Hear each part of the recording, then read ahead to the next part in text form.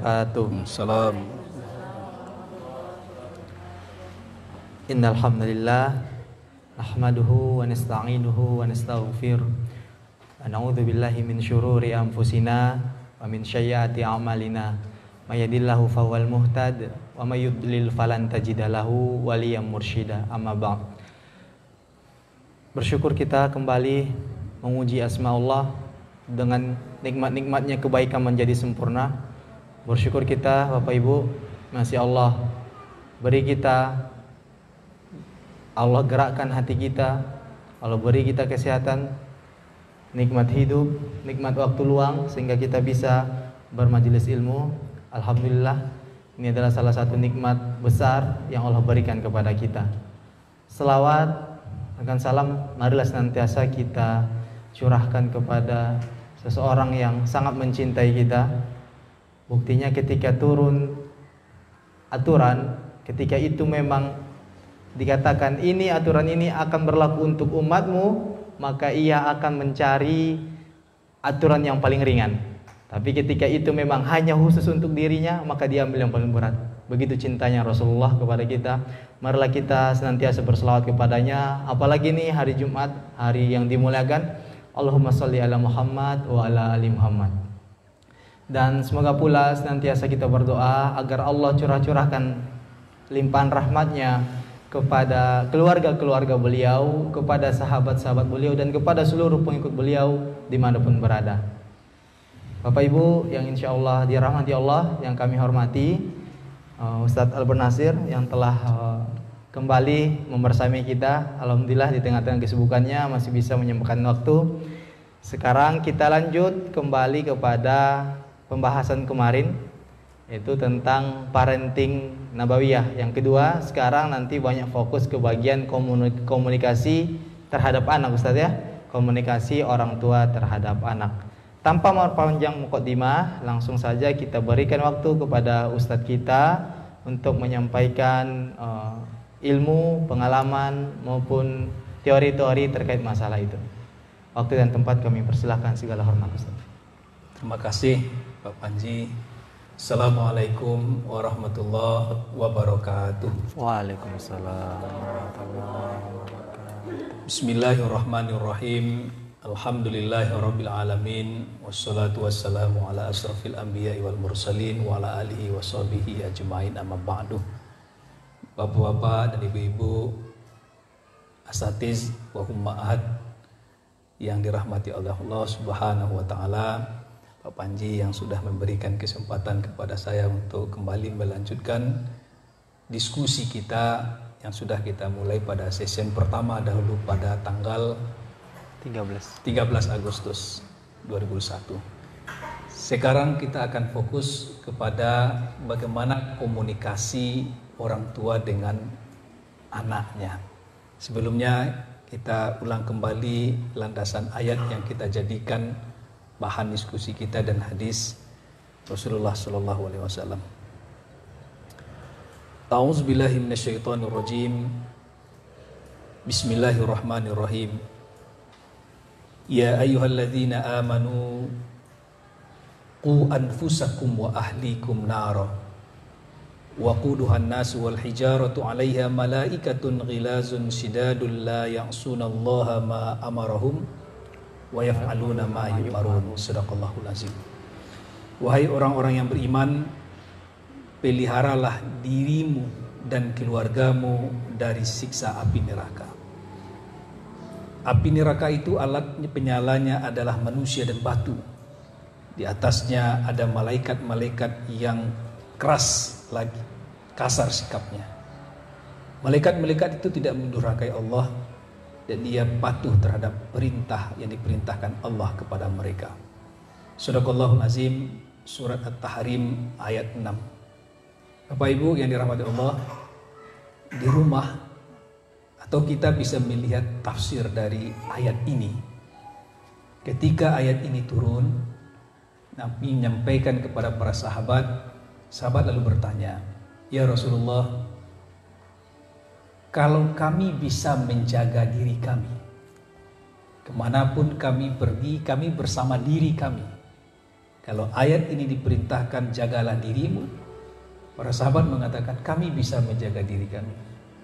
Lalu bagaimana cara kami menjaga keluarga kami? Terkadang kami jauh dari mereka, kami tidak bisa melihat mereka, kami tidak bisa mengetahui apa yang mereka kerjakan. Jawab Rasulullah pada waktu itu adalah, perintahkanlah keluarga kalian untuk mendirikan sholat dan bersabarlah kalian dalam memerintahkan mereka. Jadi kuncinya adalah sholat.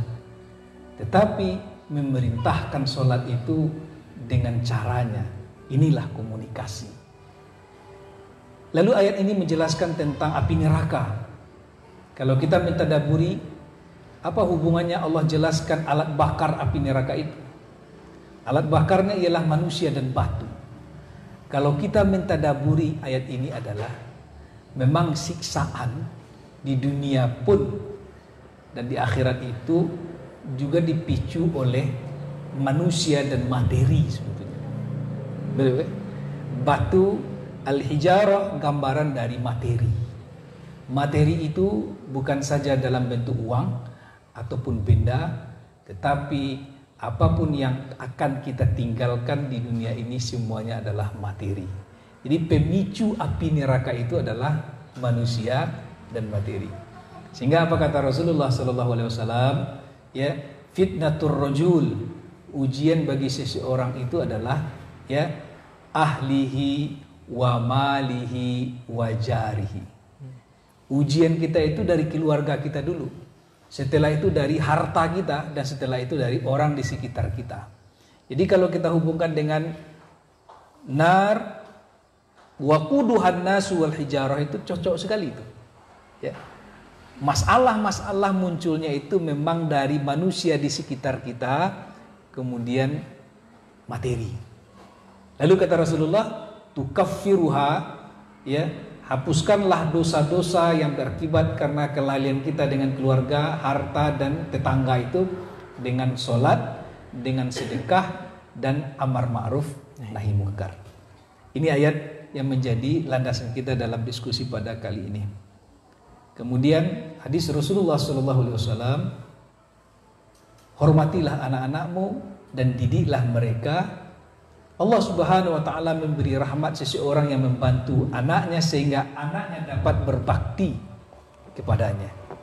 Salah seorang sahabat bertanya, "Ya Rasulullah, bagaimana cara membantu anakku sehingga ia berbakti kepadaku?" Nabi menjawab, "Terima usahanya walaupun kecil, maafkan kekeliruannya, tidak membebani ia dengan beban yang berat dan tidak pula memakinya dengan makian yang melukai hatinya." Yang terakhir ini adalah komunikasi. Tidak memakinya dengan makian yang melukai hatinya. Tidak mengatakan kepadanya perkataan yang membuat motivasinya jatuh. Tidak mengatakan kata-kata kepadanya yang membuat dia minder. Dan tidak mengatakan kata-kata kepadanya yang membuat dia gugup dalam menempuh kehidupan ini. Tapi katakanlah kepadanya kata-kata yang baik dan benar. Wa qulu qaulan sadida. Nah, kita telah membahas pada minggu yang lalu upaya di atasnya, dan sekarang kita akan fokus kepada upaya bagaimana kita membangun komunikasi dengan anak. Bapak Ibu yang dirahmati Allah, kita review sedikit. Visi membangun keluarga sudah kita bahas. Bagaimana sangat penting menyamakan cara berpikir. Kalaupun tidak akan sama seluruhnya, tetapi dasar-dasar kenapa kita membangun keluarga, kenapa kita berkeluarga, kenapa kita mendidik anak, apa yang akan kita capai, sampai di mana perjalanan kita, bagaimana perencanaan kita, ini kita sudah bahas pada minggu yang lalu dalam tema visi membangun keluarga. Komunikasi suami istri juga sudah kita bahas, ya, apa hal-hal yang harus kita komunikasikan, bentuk kerjasama apa yang harus kita lakukan, bagaimana kita melakukannya, dan bagaimana kita mengajak anggota keluarga untuk melakukannya. Nah, sekarang kita fokus kepada komunikasi orang tua dan anak. Kemudian kalau ada waktu nanti kita sambung kepada membangun karakter anak. Kalau tidak, kita fokuskan nanti yang terakhir ini pada minggu depan. Ini yang sudah kita bahas Satu visi, misi, dan frekuensi adalah kunci utama dalam kesuksesan mendidik anak. Apa yang harus kita lakukan? Kerjasama dalam merumuskan perencanaan, membuat pola kerjasama, melaksanakan peran, evaluasi pelaksanaan peran. Kenapa terjadi konflik di rumah tangga? Tidak sepakat dalam tujuan. Ya, meskipun tidak diutarakan, saya tujuan saya tidak ini, saya tidak, kata suami istri, tetapi dari cara dan berbuatnya sudah sama. Ini suami istri tidak sepakat dalam tujuan membangun keluarga. Berbeda tingkat komitmen dan sifat dan karakter bawaan dari masing-masing suami istri. Nah, apa yang harus kita pahami di dalam membangun visi membangun keluarga? Pemahaman dan pengamalan ajaran agama harus satu konsepnya. Kemudian menentukan tempat pendidikan anak juga harus satu konsepnya. Memilih pola pendidikannya, mencari dan menggunakan nafkah, hubungan dengan keluarga dan masyarakat, membangun keharmonisan dan menyelesaikan masalah. Kita telah bahas ini pada minggu yang lampau. Nah, Bapak Ibu, cacat niat adalah petaka membangun visi dan pendidikan anak dan keluarga. Ini sudah kita bahas juga. Nah, mencari bahasa cinta primer, ini juga sudah kita bahas. Dan kita masuk sekarang ini kepada komunikasi orang tua dan anak. Bapak Ibu yang dirahmati Allah, anak akan merasa baik dan nyaman saat orang tua mau menerima emosinya, menghargai kondisinya, dan memberi respon yang tepat terhadap apa yang dia lakukan. Saya kutip ini dari Seto Mulyadi, seorang pakar, pemerhati, dan praktisi perlindungan anak yang sudah lama beliau berkecimpung dalam hal bagaimana pendidikan anak. Coba kita lihat apa yang dia katakan. Ini berdasarkan pengalamannya. Anak akan merasa baik dan nyaman. Yang harus kita ciptakan kondisi terlebih dulu adalah dia merasa nyaman dengan orang tuanya. Sudah bisa tidak kita memperkirakan bagaimana kondisi itu bisa diharapkan oleh anak? Saya sangat merasakan sekali. Kalau sempat kita masuk ke rumah dari kita bekerja, tempat kita bekerja atau dari manapun, anak secara nalurinya sedang menunggu saat-saat di mana dia diberikan kenyamanan oleh orang tuanya. Bagaimana perasaannya kalau ketika kita muak-muak, ketika kita marah, ketika kita emosi, dan membawa masalah kita di luar ke rumah, ruginya adalah anak. Gitu ya. Saya merasakan sekali. Sehingga saya punya komitmen, mungkin sama kita juga begitu. Secapek apapun kita di luar tempat kita bekerja, tempat yang paling nyaman itu bisa menyejukkan hati kita adalah rumah. Karena apa? Karena ada anak yang akan menyejukkan hati kita. Jadi sebelum kita memberikan perasaan nyaman kepada anak-anak, buat dahulu perasaan kita nyaman dengan mereka. Nyaman dengan mereka. Ya, bisa nek kebayang kalau anak kita masih umur di bawah 7 tahun misalnya atau 9 tahun. Dia sangat menunggu-nunggu orang dewasa yang bisa dekat dan memberikan kenyamanan kepadanya. Nah, untuk itu ada 3 kebutuhan yang harus kita siapkan untuk anak-anak itu. Yang pertama, kebutuhan materinya. Ya, saya tadi malam punya pengalaman. Ya, tapi saya berjanji kepada anak saya yang nomor 3, sembari mengantarkan dia sekolah tadi, nanti pulang ayah kajian, nanti ayah belikan lagi. Ya, dia puasa kemarin, kelas 2 dengan kakaknya, kelas 6, puasa sunat ya, hari Kamis. Kemudian saya janji membelikan salad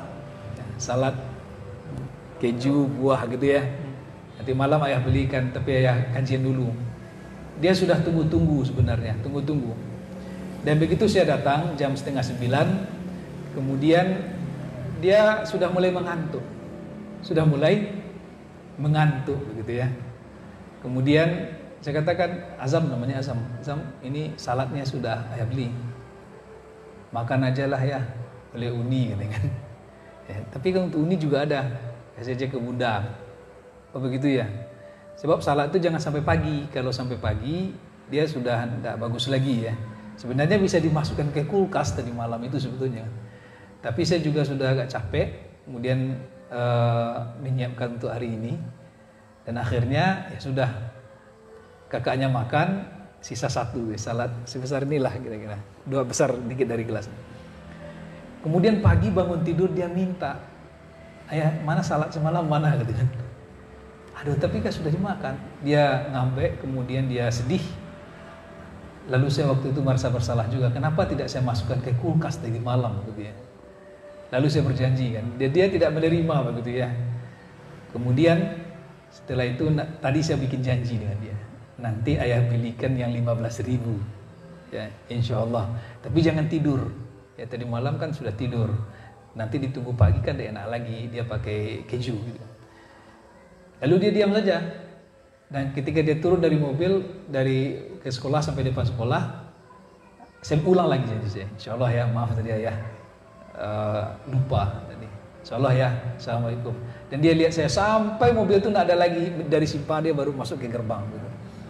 Saya berpikir pada waktu itu, kalau saya tidak melayani perasaan dan emosinya, dia punya kesan yang tidak baik lah kira-kira. Ini kali yang kedua sebenarnya saya mengatakan mohon maaf itu.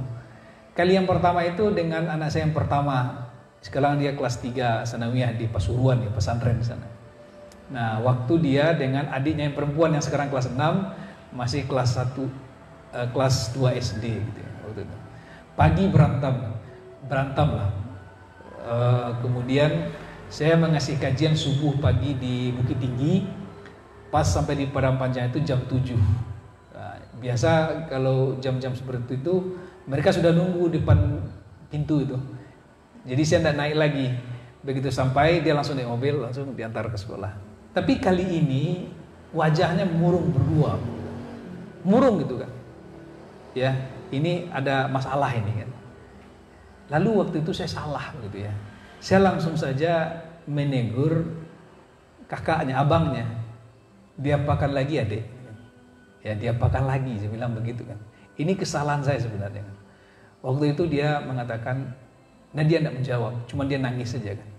Lalu waktu dia turun mobil, dia lihat, diangkat celananya, rupanya tidak ada kaos kaki sebelah kan. Rupanya kaos kakinya dilempar oleh adiknya kan, tidak tahu gitu kan. Dan dia berantem, tahunya itu setelah saya kembali sampai di rumah, saya tanya kepada ibunya, berantem dia tadi, iya. Ya abangnya ini mandi agak lambat, lalu diteriakin ada 1, 2 udah terlambat nih, 3 ayah udah datang tuh cepat ditinggalan naik ojek aja gitu kan ya. Akhirnya kejar-kejaran lah di atas rumah itu dengan pakai kain handuk gitu kan ya. Nah dipukul adiknya merasa kesal dipukul, kemudian sepatu abangnya itu lempar ke atap, ke atas atap dilempar gitu kan. Dia diam saja kan, akhirnya untung ada sepatu cadangan gitu kan.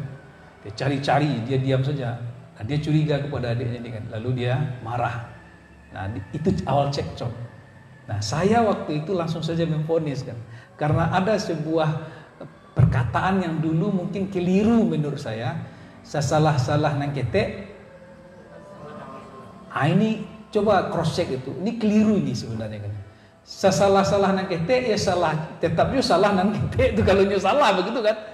Dan saya masih memakai teori itu kan ya. Salah nangete yang besar terlalu diapakan.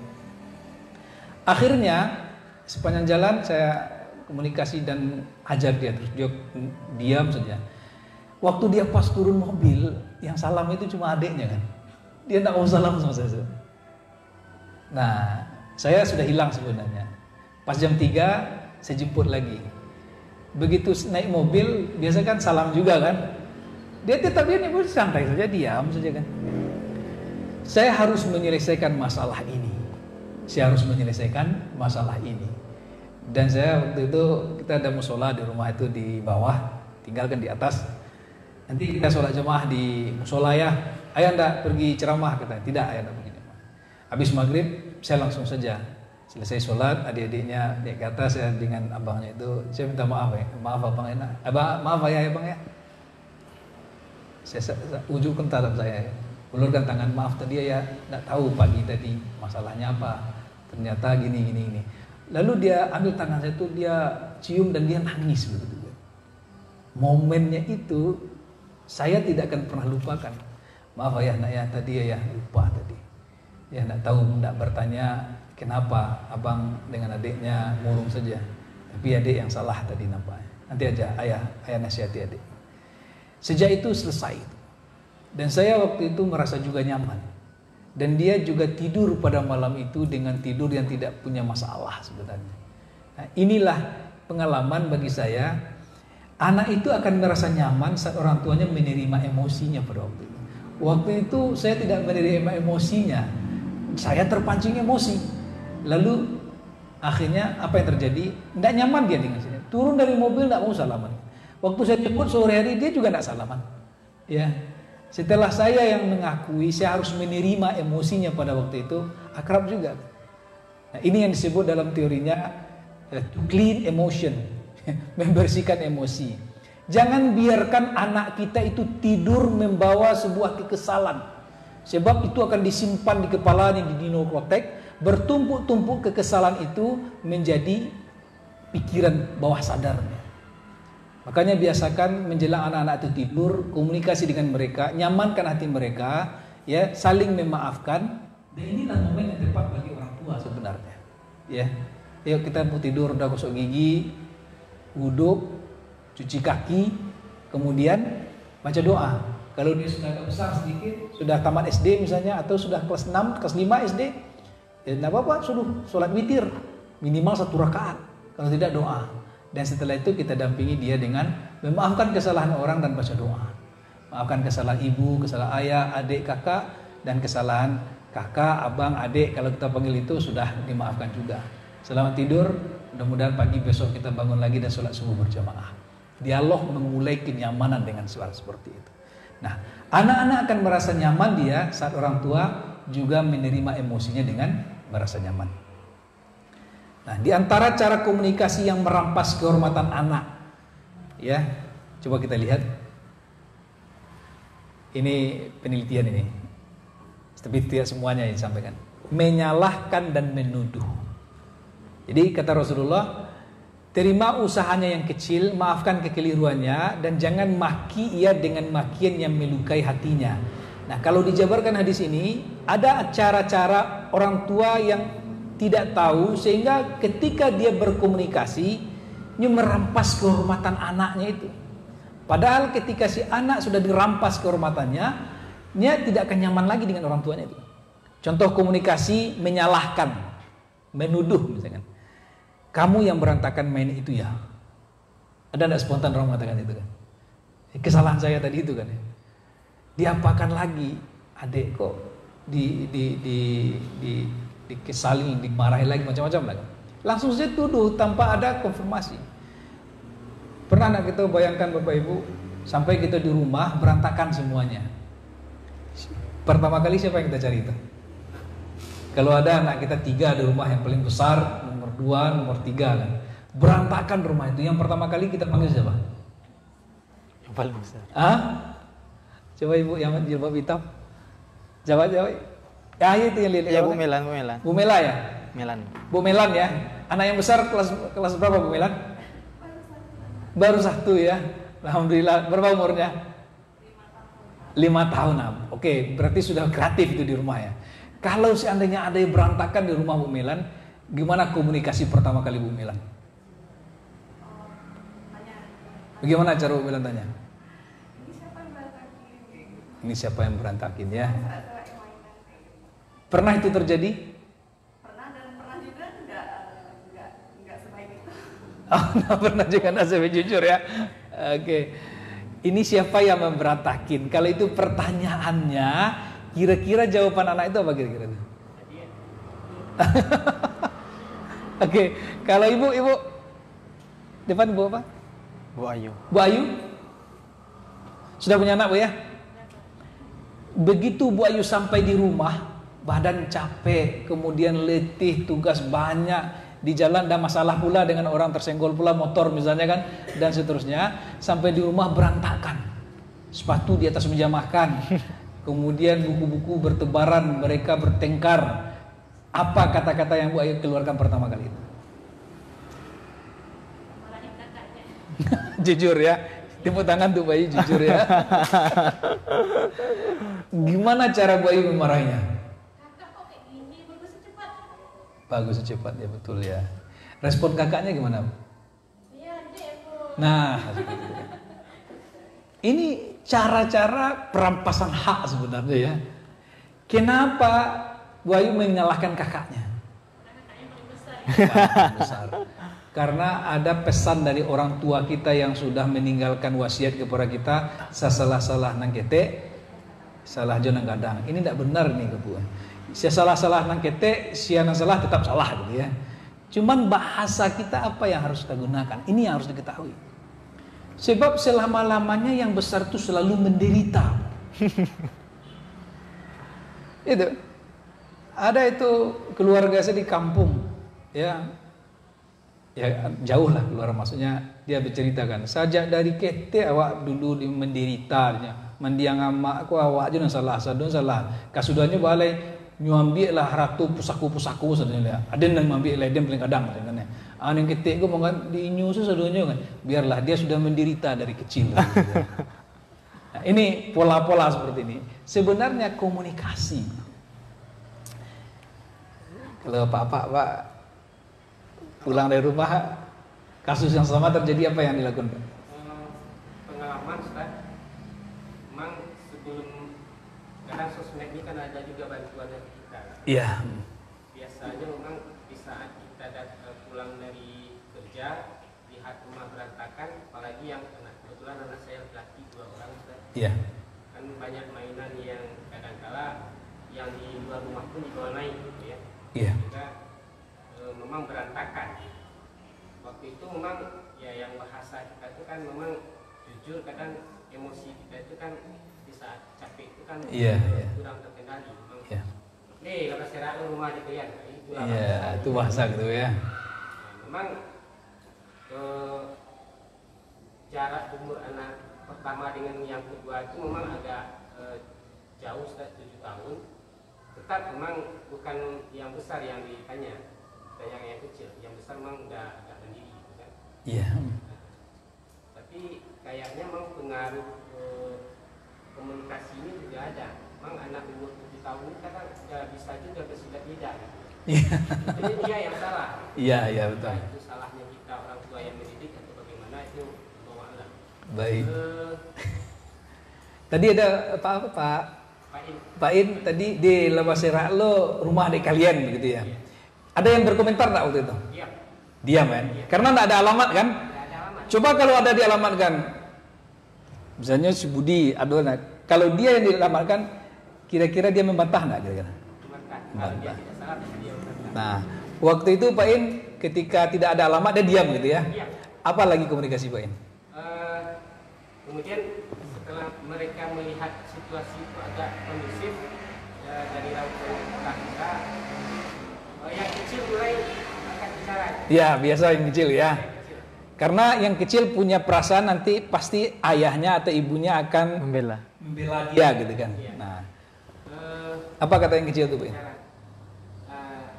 Sebetulnya dia tahu ya yang salah gitu ya, tapi karena di pandainya bersilat lidah itu lain sebenarnya tadi padahal lama pemberesan lah ya dia punya udah. Wah, seperti itu ya. Sehingga terjadilah perang mulut antara adik dan budanya. Berantem ya. Berantem sih enggak cuma perang mulut. Enggak dogi ya. Sehingga terjadilah seperti itu. Nah, lalu datang ibunya mengetengahi. Ya kalau nggak usah dicari siapa yang salah, udah tolong bantu adiknya untuk membereskan. Iya. Tapi karena budanya seperti yang tadi merasa tidak bersalah, memang sedikit bahasa awaknya nggak merungi-rungi ya. Iya, ya, menggerutu dia. Salah, kemudian disalahkan pula oleh adiknya. Iya. Nah, setelah mereka selesaikan, memang seperti sarannya Ustadz, memang malam kebetulan setiap malam duluan itu adiknya. Iya. Ya inilah yang sering kita beri nasihat.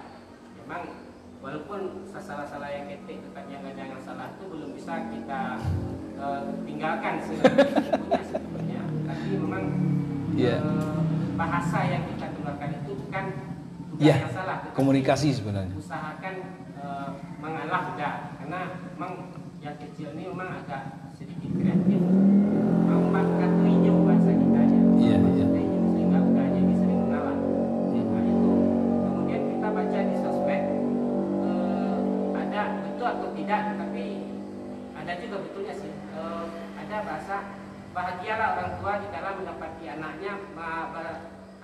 rumahnya itu yang tidak kunjung bersih gitu ya. Bersih. Artinya bersihnya itu dari mainannya itu gitu ya. Ya mainan berantakan segala macam. Artinya anaknya kreatif. Ini betul atau tidak mungkin nanti kita juga bisa menerangkan tentang pendapat itu. Iya. Barangkali itu pengalaman saya yang pernah saya Terima lakukan. kasih Terima kasih. Pak In. Baik, dari 3 tadi ya, Bu Ayu, Bu Mela, Pak In ya. Coba kita lihat rumusan ini. Kamu yang berantakan main itu ya, misalnya kan. Atau kalau Pak In lebih halus lagi, lah berantakan lo rumah di kalian begitu ya. Jelas itu juga kamu yang memberantakan itu gitu, maksud gitu kan. Kalau kalimat ini yang keluar itu, betul tidak ini yang akan terjadi? Anak akan membantah.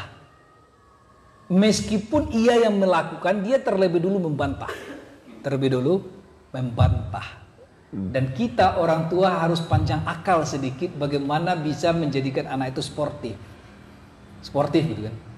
Sebab kan kita menginginkan anak-anak kita itu dia jujur, dia sportif, dia mengakui kesalahannya, dia memperbaiki kesalahannya. Betul tidak itu yang kita inginkan terhadap anak? Bahkan banyak orang bertanya, bagaimana supaya bisa anak itu dia menjadi jujur? Kalau dia salah memang salah dan dia mau minta maaf. Gitu. Dimulai dari cara kita berkomunikasi. Ya, dimulai dari cara kita berkomunikasi. Makanya banyak penelitian, ada malah bukunya, ya, anak menjadi apa setelah dia mendengarkan apa begitu. Dia melihat apa dari orang tuanya atau orang tua yang orang dewasa yang berada di sekitarnya. Ya. Anak akan merasa hak kehormatannya dirampas kalau langsung menuduh. Nah, biasa yang terjadi adalah perang mulut tadi kan. Ketika anak membantah, orang tua mencari bukti enggak kira-kira? Mencari bukti kan? Bagaimana cara orang tua mencari bukti? Kalau misalnya si kakak yang dituduh, kakak yang merantakan ini ya kan. Dan si kakak membantah, biasa orang tua mencari bukti bertanya kepada yang lain kan? Bertanya kepada yang lain. Kira-kira apa yang terjadi di atas rumah waktu itu? Ada sebuah dendam dalam tanda kutip, walaupun tidak besar dendam itu disimpan oleh masing-masing anggota keluarga. Kalau itu tidak diselesaikan, itu menumpuk dia, menumpuk sehingga muncul pemikiran di dalam pikiran anak, di mana-mana orang dewasa selalu menyalahkan anak kecil. Di mana-mana orang yang lebih berkuasa selalu memberi vonis kepada orang yang rendah. Biasanya kalau emosinya sudah meluap, sasarannya kepada yang lebih rendah lagi. Adiknya selalu ditangisinya. Kalaupun dia tidak punya adik misalnya kan, biasanya ensel pintu, kemudian barang-barang elektronik yang jadi sasarannya. Diawali dari komunikasi. Maka dalam agama itu diajarkan kepada kita, komunikasi yang pertama sekali yang harus kita lakukan dengan anak itu adalah doakan mereka. Setidaknya mengucapkan Assalamualaikum. Assalamualaikum. Tapi hati kita mendoakan, ya Allah berikan keselamatan kepada anak saya ini. Berikan dia keselamatan, lindungi dia ya Allah. Lalu kita ajak berkomunikasi. Contohnya, aduh, alhamdulillah anak-anak ayah, anak-anak ibu kreatif semua. Ini sesuatu yang seharusnya tidak terletak di sini bisa terletak di sini. Kenapa ya? Kaos kaki di atas meja makan kan, sepatu di bawah ruang tamu, kursi tamu gitu ya. Gimana ya kira-kira? Siapa yang bisa ngasih pendapat nih? Dia biasa ada seorang anak yang langsung menduduh. Nah, bukan mama dan bapak bukan menduduh siapa. Kira-kira bagus enggak letaknya di sini? Satu. Yang kedua, betul kata Pak In, berbahagialah orang tua yang punya anak yang kreatif. Tanda anak kreatif itu kan macam-macam. Salah satu diantaranya rumah berantakan. Nggak apa-apa. Saya baru kemarin selesai mencat ulang lagi dinding rumah itu kan, karena ada acara kan. Kemudian saya bikin komitmen lagi. Harus saya buatkan papan seperti ini. Kalian kalau ingin menulis-nulis, tulis di sini ini spidol. Kalau mau nempel-nempel, tempel di sini. Bahkan sekarang sudah saya buat pula kesepakatan dengan mereka. Karya tulisnya, gambarkah, puisi dan sebagainya, karena mereka sudah bisa nulis, saya nilai. Ya, ini bagus. Sehingga berlomba-lomba, ya, coba lihat gimana, bagus, ini bagus. Bagus. Ya, dikumpulkan malah. Dan yang baru kalau sudah penuh, dicopot, saya simpan. Ya, nanti kita edit saja, bisa jadi buku itu, karya-karyanya itu, kita edit, tempel lagi yang baru. Alhamdulillah sekarang sudah 25 halaman lembar yang saya copot-copot lah.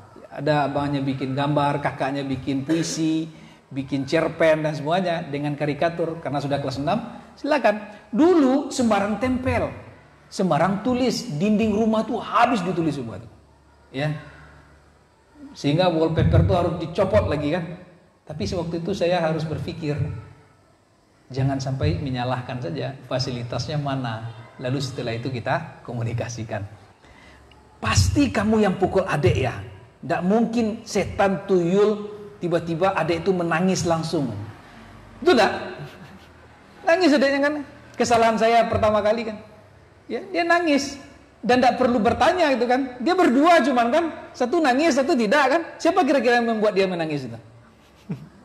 Lalu langsung kita punis, pasti kamu yang tangis. Tidak ada deh ya, tidak ada bunda, jangan, tidak ada ibu kan. Tidak mungkin ada tuyul, ada setan yang membuat adik kamu menangis. Lalu dia cari bukti. Nah, kehormatan apa yang dirampas ketika contoh komunikasikan? Pasti kamu yang pukul adik ya. Anak dan orang tua akan saling membantah. Ini sudah hukumnya begini. Maka dari itu jauhkan hal menyalahkan. Nanti kita lihat teorinya. Lalu bagaimana kalau memang dia salah bagaimana? Ada nanti kita ketahui supaya kita tidak menggunakan kata-kata menyalahkan. Kita lihat dulu yang kedua. Ini dia. Merampas hak anak ini, kehormatan anak, meremehkan. Bersihkan itu nak, rapikan tempat tidurmu. Bapak kan sudah bilang, selesai bangun tidur, rapikan tempat tidur. Lalu mertu-rutuknya kan, macam-macam lah. Adik diberantakan lagi. Lalu dia rapikan. Sudah ya. Lewat caliak kan. Ya. Selimut diguluang saja kan. Kemudian bantal ditaruh di sembarangan. Ale kasur tu tidak ditanggalkan seperti itulah kira-kira kan. Lalu kita kata kayak gini kamu bilang rapi. Rapi kok namanya kok. Coba lihat psikologinya apa yang dirampas itu. Anak akan menurun percaya dirinya. Makanya praktek-praktek pendidikan yang diajarkan oleh Rasulullah waqulu qaulan sadida itu maknanya luas. Kalau dia sudah berusaha, jangan pernah kita lupa mengucapkan terima kasih. Coba lihat. Besok seperti ini lagi. Agak tarik ini. Tapi ini udah bagus, tidak apa-apa. Tapi dia sudah menerima penghargaan dari usahanya. Ada orang tua sangat perfect sekali. Bahkan anak itu disuruh mengerjakan pekerjaan rumahnya, PR misalnya, matematika, ya, lemah dia matematika, dan kita ingin perfect dia matematika. Keluar kata-kata, kenapa ya apa masalahnya? Ibu, kakak-kakak ibu, tante kamu semua pintar matematika, kamu sendiri yang seperti ini. Ini aja nggak ngerti kamu dan sebagainya. Apa yang terjadi kira-kira itu? Ya, menurun nggak percaya dirinya? Selamanya dia akan mengatakan saya tidak suka dengan matematika. Karena apa? Karena gara-gara pelajaran ini membuat ibu saya marah kepada saya dan saya merasa minder. Pasti ada anak-anak kita itu ada bakat-bakatnya kan. Ada yang dia sukai, ada yang tidak dia sukai. Saya pernah menghadiri sebuah acara di sekolah dasar Bapak Ibu. Kaget pada waktu itu, ya, seluruh muridnya jumlahnya cuma 120. Tapi ketika diumumkan pemuncak-pemuncak, 120 orang itu naik pentas semua. Tinggal di bawah lagi orang tua wali muridnya. Nah, untuk meningkat waktu pada waktu itu sudah dibuat klip video yang orang tua bisa melihat, anak saya, dia juara ini, juara apa. Termasuk juara azan pun dia cari apa kelebihan si anak itu. Dan dia mengetahui ketika pulang dia komunikasi dengan anaknya, bagus. Jadi gimana ceritanya kok bisa juara menggambar seperti itu? Dia ceritakan kan. Jadi waktu itu cuman coret-coret meja aja. Lalu kata guru dikasih buku gambar. Coba kamu gambar yang di meja ini di sini. Oh bagus gambarnya. Cuman itu yang bisa diumumkan kepada khalayak ramai. Inilah karyanya. Yang awalnya mencoret di meja. Tapi dia juga naik pentas. Dia tidak membaca nilai matematikanya rendah, nilai PAI-nya rendah, bahasa Arabnya rendah, tapi ada yang lebih. Lalu kita sampaikan komunikasi untuk meningkatkan percaya dirinya. Kebanyakan kita kan yang lemah itu yang kita besarkan. Ada video-video kita lihat tuh Bapak Ibu yang dirahmati Allah. Ya, Guru matematika menjelaskan pelajaran matematika ya. 4 ditambah 4 8. 8 ditambah 8 16. 9 tambah 19 9 tambah 9 19. Begitu melihat angka 19 itu 9 tambah 19, 9 ditambah 9 sama dengan 19, ribut murid itu salah bu kan. Tapi yang 2 di atas tadi tidak dikomentarinya kan. Dia mengajarkan seperti itulah orang dalam berkomunikasi, yang lihat salahnya itu juga. Ke anak juga begitu. Ya. Kenapa kita tidak ucapkan terima kasih terlebih dahulu, dan setelah itu baru memperbaiki untuk lebih sempurna. Bodoh itu aja menangis. Banyak orang tua mengatakan ini tidak kira-kira. Ya. Kenapa cengeng? Kenapa nangis? Ngambek? Lalu dia sampaikan masalahnya dengan temannya. Kamu itu aja nangis. Ya. Kira-kira apa yang terjadi itu? Coba kita bawa. Itu aja nangis. Saya buka PAUD di Perang Panjang. Saya belajar dari salah seorang orang tua murid. Ya. Saya khawatir juga itu sebenarnya. Anak itu didorong dari mainan. Didorong. Ya. Lalu jatuh. Memang dibawa-bawa di gurunya, ya. Lalu di WA saya oleh kepala sekolahnya kan, dia kepala dinas anak itu kan. Maaf Ustaz, bisa Ustaz komunikasi dengan mamanya? Tidak apa-apa, tadi didorong oleh temannya. Oh ya, saya komunikasi karena di grup. Saya telepon ibu itu kan, Bu, mohon maaf tadi Anissa didorong temannya. Iya, saya sudah tahu Ustaz, katanya. Nggak apa-apa Ustaz, saya sudah bilang tadi nggak apa-apa. Apa kata ibu ke Nisa? Hebat orang tuanya ini, Bu. Hebatnya gini, saya katakan kepadanya, kamu gimana perasaannya didorong seperti itu? Kesal gitu kan. Nah, kalau begitu jangan didorong orang ya. Nanti orang juga kesal kepadamu. Nanti juga kamu besar nanti bertemu juga dengan orang-orang seperti itu. Ya, yang suka mendorong, menyakiti. Nah, sikapnya bagaimana? Bagus enggak kira-kira itu komunikasinya itu kan? Artinya begini, kamu akan bertemu dengan orang yang akan mendorongmu juga nanti. Dan sikapmu apa? Pertama, maafkan ia. Yang kedua, selamatkan ia dengan menyampaikan kepada yang berkuasa, guru maksudnya itu ya, agar dia diberi pengajaran dan pendidikan. Pola seperti itu yang membuat anak itu tumbuh dia dengan cerdas komunikasinya. Ada juga orang tua ketika anaknya didorong di TK misalnya, didorong oleh temannya, kemudian di hadapan anaknya itu dia marah-marahi gurunya. Apa yang terjadi kira-kira itu? Si anak dia akan terus mengatakan, saya ini tidak boleh diapa-apakan loh. Apakah dia akan bersama orang tuanya terus? Apakah dia akan hidup sendiri nanti di masyarakat? Tidak, dia akan bertemu dengan orang yang jahil juga. Lalu kita ajarkan pada waktu itu bagaimana sikap kita. Ini dengan komunikasi kan. Dia kan anak kita mengadu begitu kan.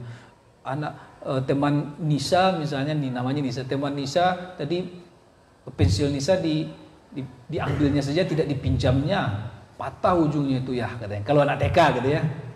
Iya kan? Kira-kira ibu bilang apa kalau anak ibu yang mengatakan ini ibu apa bu? Bu Saibah. Bu Saibah. Mama katanya kan. Anak Bu Saibah yang TK ada? Kelas 1. Misalnya ya, siapa namanya? Najla bilang begini, Mama, tadi pulpen Najla yang Mama beli itu diambil saja oleh teman Najla Rini. Tidak minta izin dia, dipakainya patah. Kesal Najla buatnya. Katanya kan. Bu Saibah bilang apa ke dia?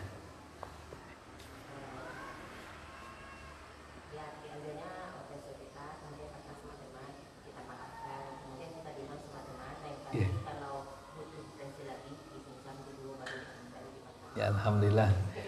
Iya. Waktu itu Bu Seba sedang fix, sedang segar, pikirannya aman.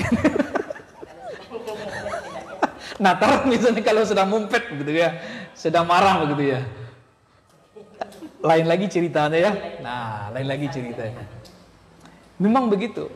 Artinya bagaimana? Berkomunikasi itu adalah mengendalikan emosi, mengendalikan jiwa kita sebenarnya. Dia kadang-kadang berkomunikasi dengan anak itu tidak dengan kata-kata yang keluar dari mulut kita.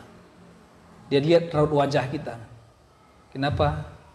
Kok ngambek? Atau kalau orang kampuannya, abah anak, dela lindo lo ke hujan hari nampak dia lain. Kan seperti itu kan?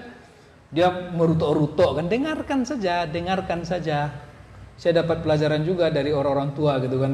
Dengarkan saja semuanya, setelah itu baru kita mulai berkomunikasi. Kasihan ya, seharusnya dia tidak seperti itu. Tapi kok bisa dia seperti itu ya? Diajak dia berpikir analisa. Dia ambil saja pena Najla tanpa minta izin, digunakan patah. Waktu patah ada dia minta maaf. Nggak ada katanya kan. Walaupun ada tapi sudah mengatakan nggak ada gitu kan. Oh begitu ya. Pertama, dah maafkan dia. Kalau kita kesal, nanti jantung kita bisa copot. Temannya itu tidak copot jantungnya, jantung kita jangan copot gitu kan. Sudahlah pena kita copot, jantung kita juga copot. Rugi kita. Yang kedua, nanti kita jangan tiru sifat seperti itu. Yang ketiga, nasihati ia. Lain kali kalau pakai pena ini dipinjam dulu ya. Kalau dia marah, sampaikan ke guru. Nah, waktu kita menyampaikan ke guru ini juga diajarkan bagaimana menyampaikannya. Saya punya dosen almarhum, ya, beliau sudah meninggal dunia. Anaknya itu dia bercerita begini, sudah sekian negara yang dia kunjungi sebagai atase pendidikan. Kemudian begitu sampai di Indonesia dia bingung untuk menyekolahkan anaknya yang paling kecil, yang besar di negeri yang sudah dianggap majulah pendidikannya. Ya, akhirnya dia putuskan untuk memasukkan ke sebuah sekolah Islam katanya.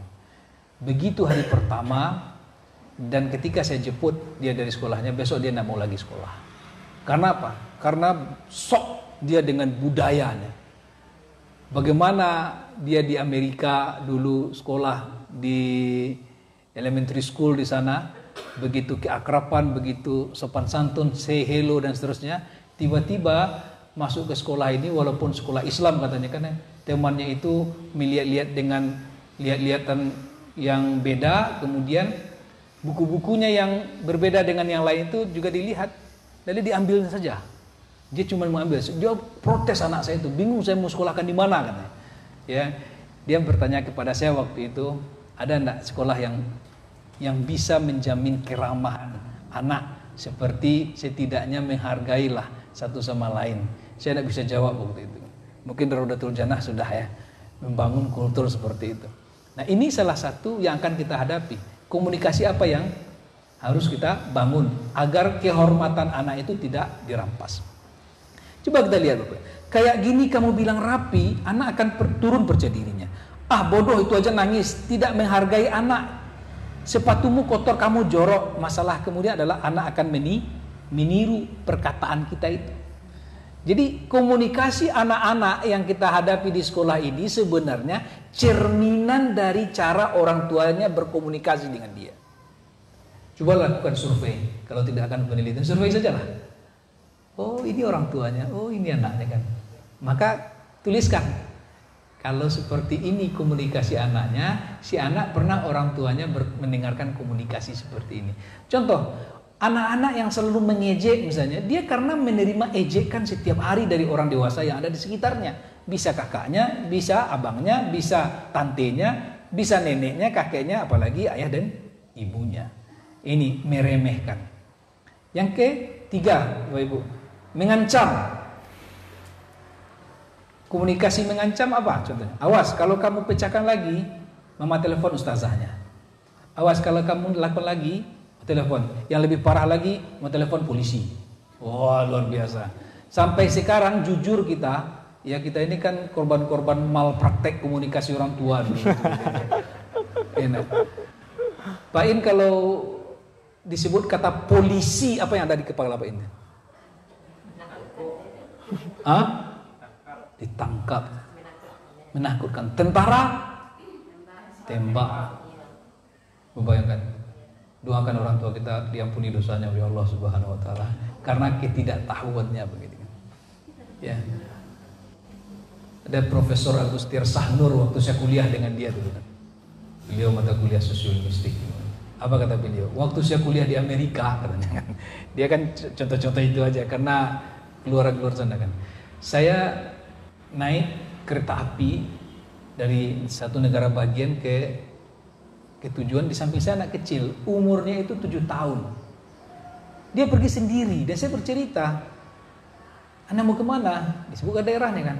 Anda sendiri? Yes, I'm alone. Apakah Anda tidak takut? No. I'm not afraid. Nanti kamu hilang bagaimana? Nggak tahu alamat kemana? I will call the police. Ada anak-anak yang mengicik muda itu.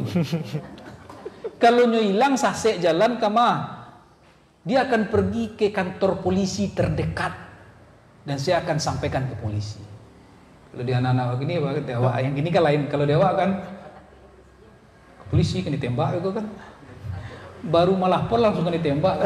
Karena apa? Komunikasi itu mungkin yang terjadi. Bahaya nggak kira-kira kalau salah komunikasi gitu ya? Mau dipanggil polisi kalau kamu tidak dengar kata mama, biar dipenjara kamu. Ini dia. Awas kamu ya. Bagi anak yang suka tantangan, ia akan terus mencoba-coba kita. Nih, yang terakhir ini bu. Kan dia mainkan ini kan. Jangan mainkan, dia main-mainkan terus kan. Apa pecah kan? Cubu sekali awas ya kan. Dia mecel lagi kan. Itu kalau yang dapat tantangan yang bapaknya preman dari dulu kan. Apa mau? Yang kakeknya orang Baga itu kan. Tapi kalau tidak, apa yang terjadi kalau seperti ini? Habis energi kita. Ya, apalagi anak-anak yang tipenya, kalau tipenya melankolin lain lagi ceritanya kan. Tipenya keras dan watak seperti itu. Jangan kasih instruksi itu. Jangan pecahkan itu, ngerti itu kan? Dia pecahkan itu. Ada enggak watak seperti itu? Ya. Tapi kalau diam saja dia diam juga. Dia malah menantang apa yang kita instruksikan kepadanya. Ada enggak anak tipe seperti itu? Ya. Kalau Ibu yang baju merah, apa? Bu Sri. Bu Sri. Kalau Bu Sri bertemu anak seperti itu, sikapnya gimana tuh? Dia pakai logika terbalik, Bu. Pakai sepatu, dia pakai sendal. Memang ada, Pak. Beberapa tahun terakhir, saya kan ngajar kelas 1. Iya.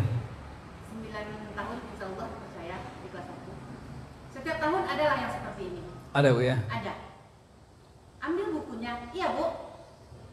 Teman ambil buku, dia lari ke bawah. Iya, ada.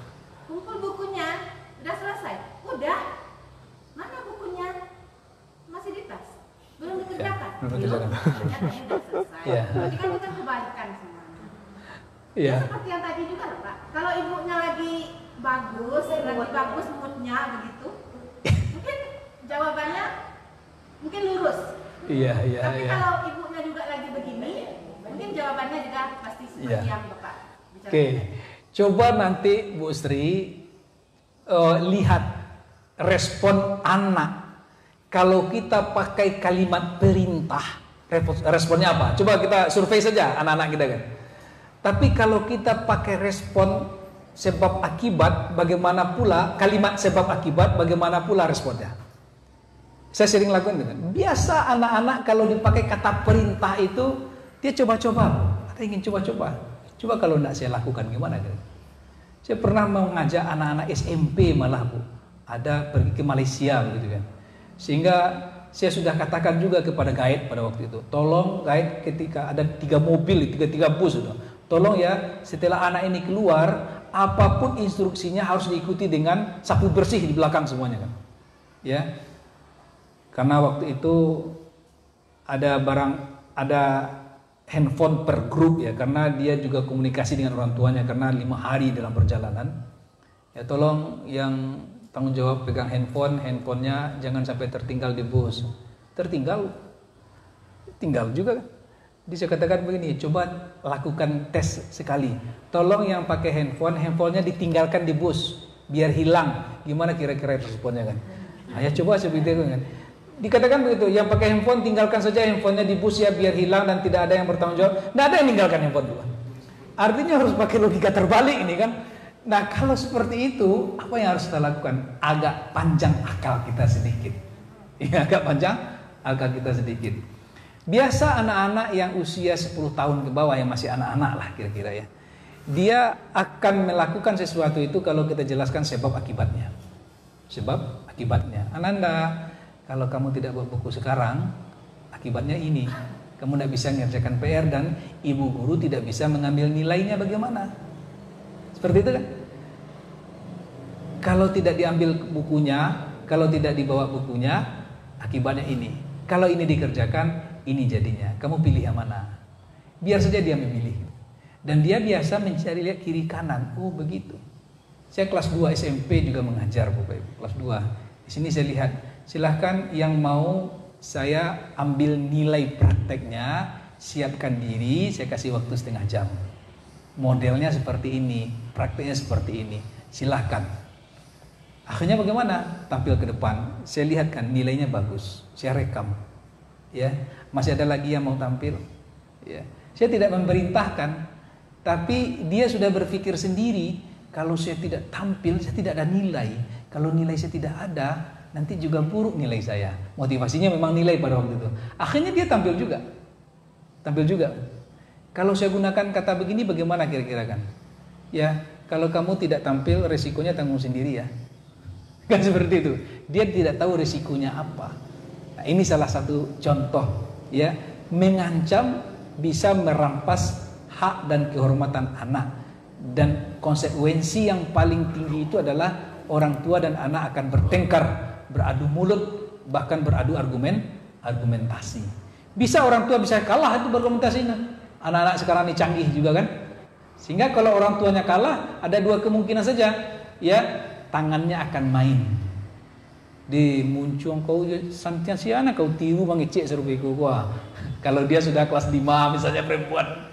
Atau orang tuanya kesal dan meninggalkan dia. Ada anak yang ceplos-ceplos dia bicara. Kelas 5 SD baru kan. Ya, bibirnya tipis kan. Gitu kan. Sebagai orang tuanya kami hambo anak pudusi yang mode itu mengeceknya Ustaz. Baca adanya Ustaz. Alhamdulillah Bu, diberikan kecakapan seperti itu kepada anak ibu kan. Dia punya bakat jadi reporter itu Bu. Ya, arahkan bakatnya ke sana. Tinggal kita tunjukkan lagi apa yang harus dikeluarkan dari mulutnya itu, apa yang harus ditahan dan bagaimana caranya. Ya, kan ada yang ceplos-ceplos anak dengan. Ada itu yang berbicara saja kan. Saya ada murid luar biasa komentarnya, cie dewasa 10 adanya kan. Kamu sudah makan? Sudah Ustaz, tadi makan bubur hitam, ada juga kacang padi, enak Ustaz. Ada lagi yang pakai apa tuh namanya tuh Ustaz? Ada anak seperti itu? Ya, mungkin neneknya dulu seperti itu kan kita tidak tahu kan. Atau juga dari pihak keluarga ayahnya dan seterusnya. Tinggal lagi kita belajar dan berilmu cara menghadapi seperti itu. Nah, perintah buta ini paling banyak nih. Apa contoh perintah buta? Ambil sepatumu sekarang cepat. Tidak usah banyak tanya, kerjakan aja. Tanya-tanya. Ya, awas sana, jangan dekat adik lagi ya. Pergi sana. Yang lebih parahnya lebu, Pak, ya. Pak kecil orang awak ya. Si ibu, si ayah sudah panik. Hampir 2 tahun Covid, ekonomi melemah, belanja rumah tangga berkurang. Nih ibu ya. Kemudian anak baru kelas 2 SD. Mandi, air kran sejak dari sudah subuh sampai jam 6:30 hidup saja kan. Lampu hidup. Bu Seba gimana cara mengomentari anak seperti itu perangainya itu?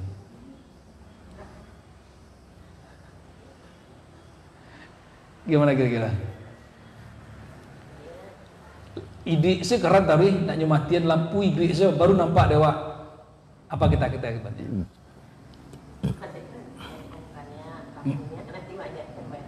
Nah gitu, matikan kelasnya. Jelas instruksi dulu, matikan kelasnya. Itu jelas gitu kan. Ada pula orang tua yang tidak jelas ibu dan bapak kan. Nih kalian membunuh mama benar. Balanjo kurang dia pak kalian. Listrik tetapnya bayi semuanya itu. Tolonglah mama. Ngerti enggak kira-kira dong? Ngerti. Ada perintah yang tidak jelas oleh anak itu dan kita harus jelaskan dulu kan. Ya, di belakang Pak, saya sambil kenalan dulu ya dengan Pak apa Pak? Pak Daflis. Pak Daflis, ini contoh Pak Daflis ya. Gimana menurut Pak Daflis kan?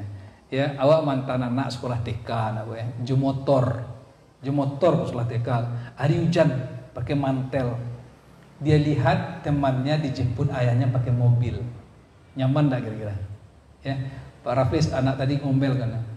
Papa, makanya beli mobil, basah-basah kayak gini, katanya kan. Menurut Pak Rafsul komentar itu tuh. Dia kan membandingkan itu. Ini contoh nih. Kalau menurut Walaupun tidak kita ya Pak Hafiz ya. Kalau seandainya ada orang tua yang digituin oleh anaknya, kira-kira bagusnya orang tua itu bilang apa kira-kira? Sabar ya nak.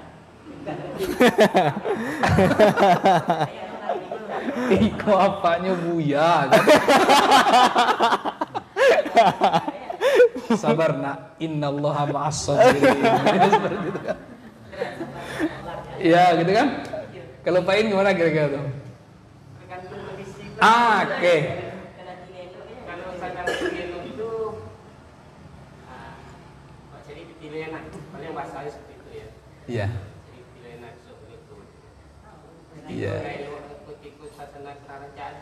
Tujuan dah senang ngomong nanti. Setidaknya kita analisa ya. Ada beberapa tipe jawaban waktu itu. Pertama Pak Rafiz bisa juga katakan, Insya Allah kita mau beli mobil tos gitu kan, kalau anak-anak biar dia tetap semangat, Insya Allah. Tapi mobil itu mahal enggak kira-kira? Mana yang mahal dengan motor? Oh, mahal mobil ayah. Berapa mahalnya? Dia sudah kita ajar matematika gitu kan. Pokoknya setidaknya dia sudah bisa membedakan besar dan kecil gitu kan. Berarti kita harus nabung dulu. Betul enggak? Jajan enggak boleh besar-besar, harus nabung. Ya. Dia sudah mulai kita libatkan ke dalam lingkaran pemikiran keluarga. Akan lebih bagus enggak kira-kira? Itu yang pertama kan. Ada orang tua yang sedang muak-muak emosi, baru menjapi anak tadi, ya. Kemudian tiba telepon dari dealer, Pak, kau lah 3 bulan lu yang sudah nonda Pak. Ya dah. Sampai di timur situ anak sudah membawa oto, beli oto. Kemungkinan dalam kondisi itu kemungkinan bisa juga jawab, apa beli oto? Onda aku lu masuk kredit ya, mau itu mana membunuh ayam yang kecelakaan lagi soal ayam racun lego. Kan seperti itu jadinya. Ngerti enggak dia kira-kira? Jadi penting berkomunikasi dengan orang tua ini karena pada waktu itu kita sedang membentuk karakternya.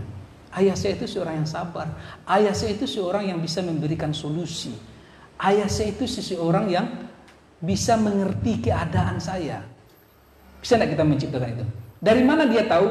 Dari cara kita berkomunikasi, kalimat yang kita sampaikan kepadanya, dan respon kita terhadap perilakunya.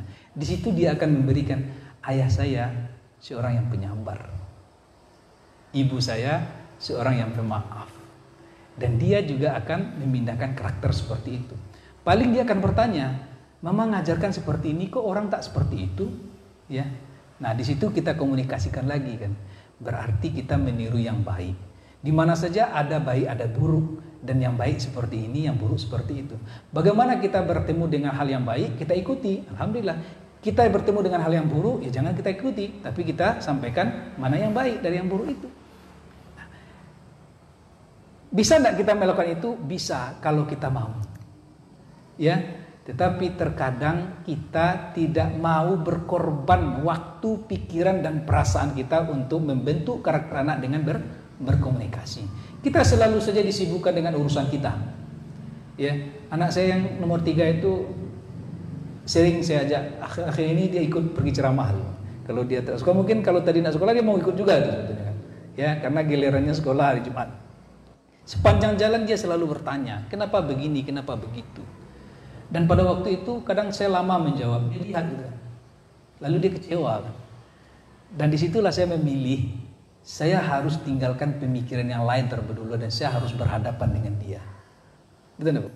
Momen-momen bertemu dengan anak dan ia ingin mendengarkan segala sesuatu dari kita, menariknya kita menyampaikan sesuatu, itu adalah momen yang sangat mahal sekali. Kesempatan itu kita cari.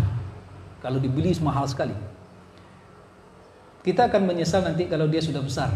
Tamat dari SD itu sudah susah. Kalau sekarang masih kita bawa bimbing kemana-mana, tidur dengan dia, ya enggak? Ya Pak Panji ya? Nanti kalau sudah SD, susah. Anak saya sekarang yang sudah sanawiyah itu saja kalau pulang, ya mau saya juga kayak berpelukan, kemudian bercerita, dia sudah punya dunia juga dengan teman-temannya, dengan pelajarannya begitu kan. Jadi kalau anak-anak masih kecil, masih SD itu Gunakan kesempatan berkomunikasi dan buat cerita. Makanya ibu ya, kalau tidak akan bisa awak bercerita, baca buku cerita sehingga dia bisa memahami apa nilai-nilai dalam cerita itu. Jadi perintah buta bisa juga merampas kehormatan anak ya, sehingga apa yang terjadi, anak juga akan bisa perang mulut dengan orang tuanya. Ini pidato bisu. Pernah dengar pidato bisu? Sudah berkali-kali mama katakan, kalau kamu terus-terus begini, coba lihat itu, merutuk-rutuk saja kan? Ada tak orang tua seperti itu? Ada. Baik ayah ataupun ibu. Yang paling banyak mana? Ibu atau ayah?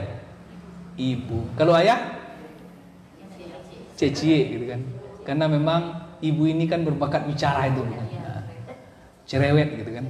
Nah, ini juga akan merampas, anak tidak akan mendapatkan apa dari yang kita sampaikan, karena poin utama pembicaraan kabur. Pembicaraan menjadi kabur. Ada orang tua anaknya lah kelas SMP, kelas 3 SMP misalnya. Begitu sampai di rumah, saya lihat ada yang tidak enak.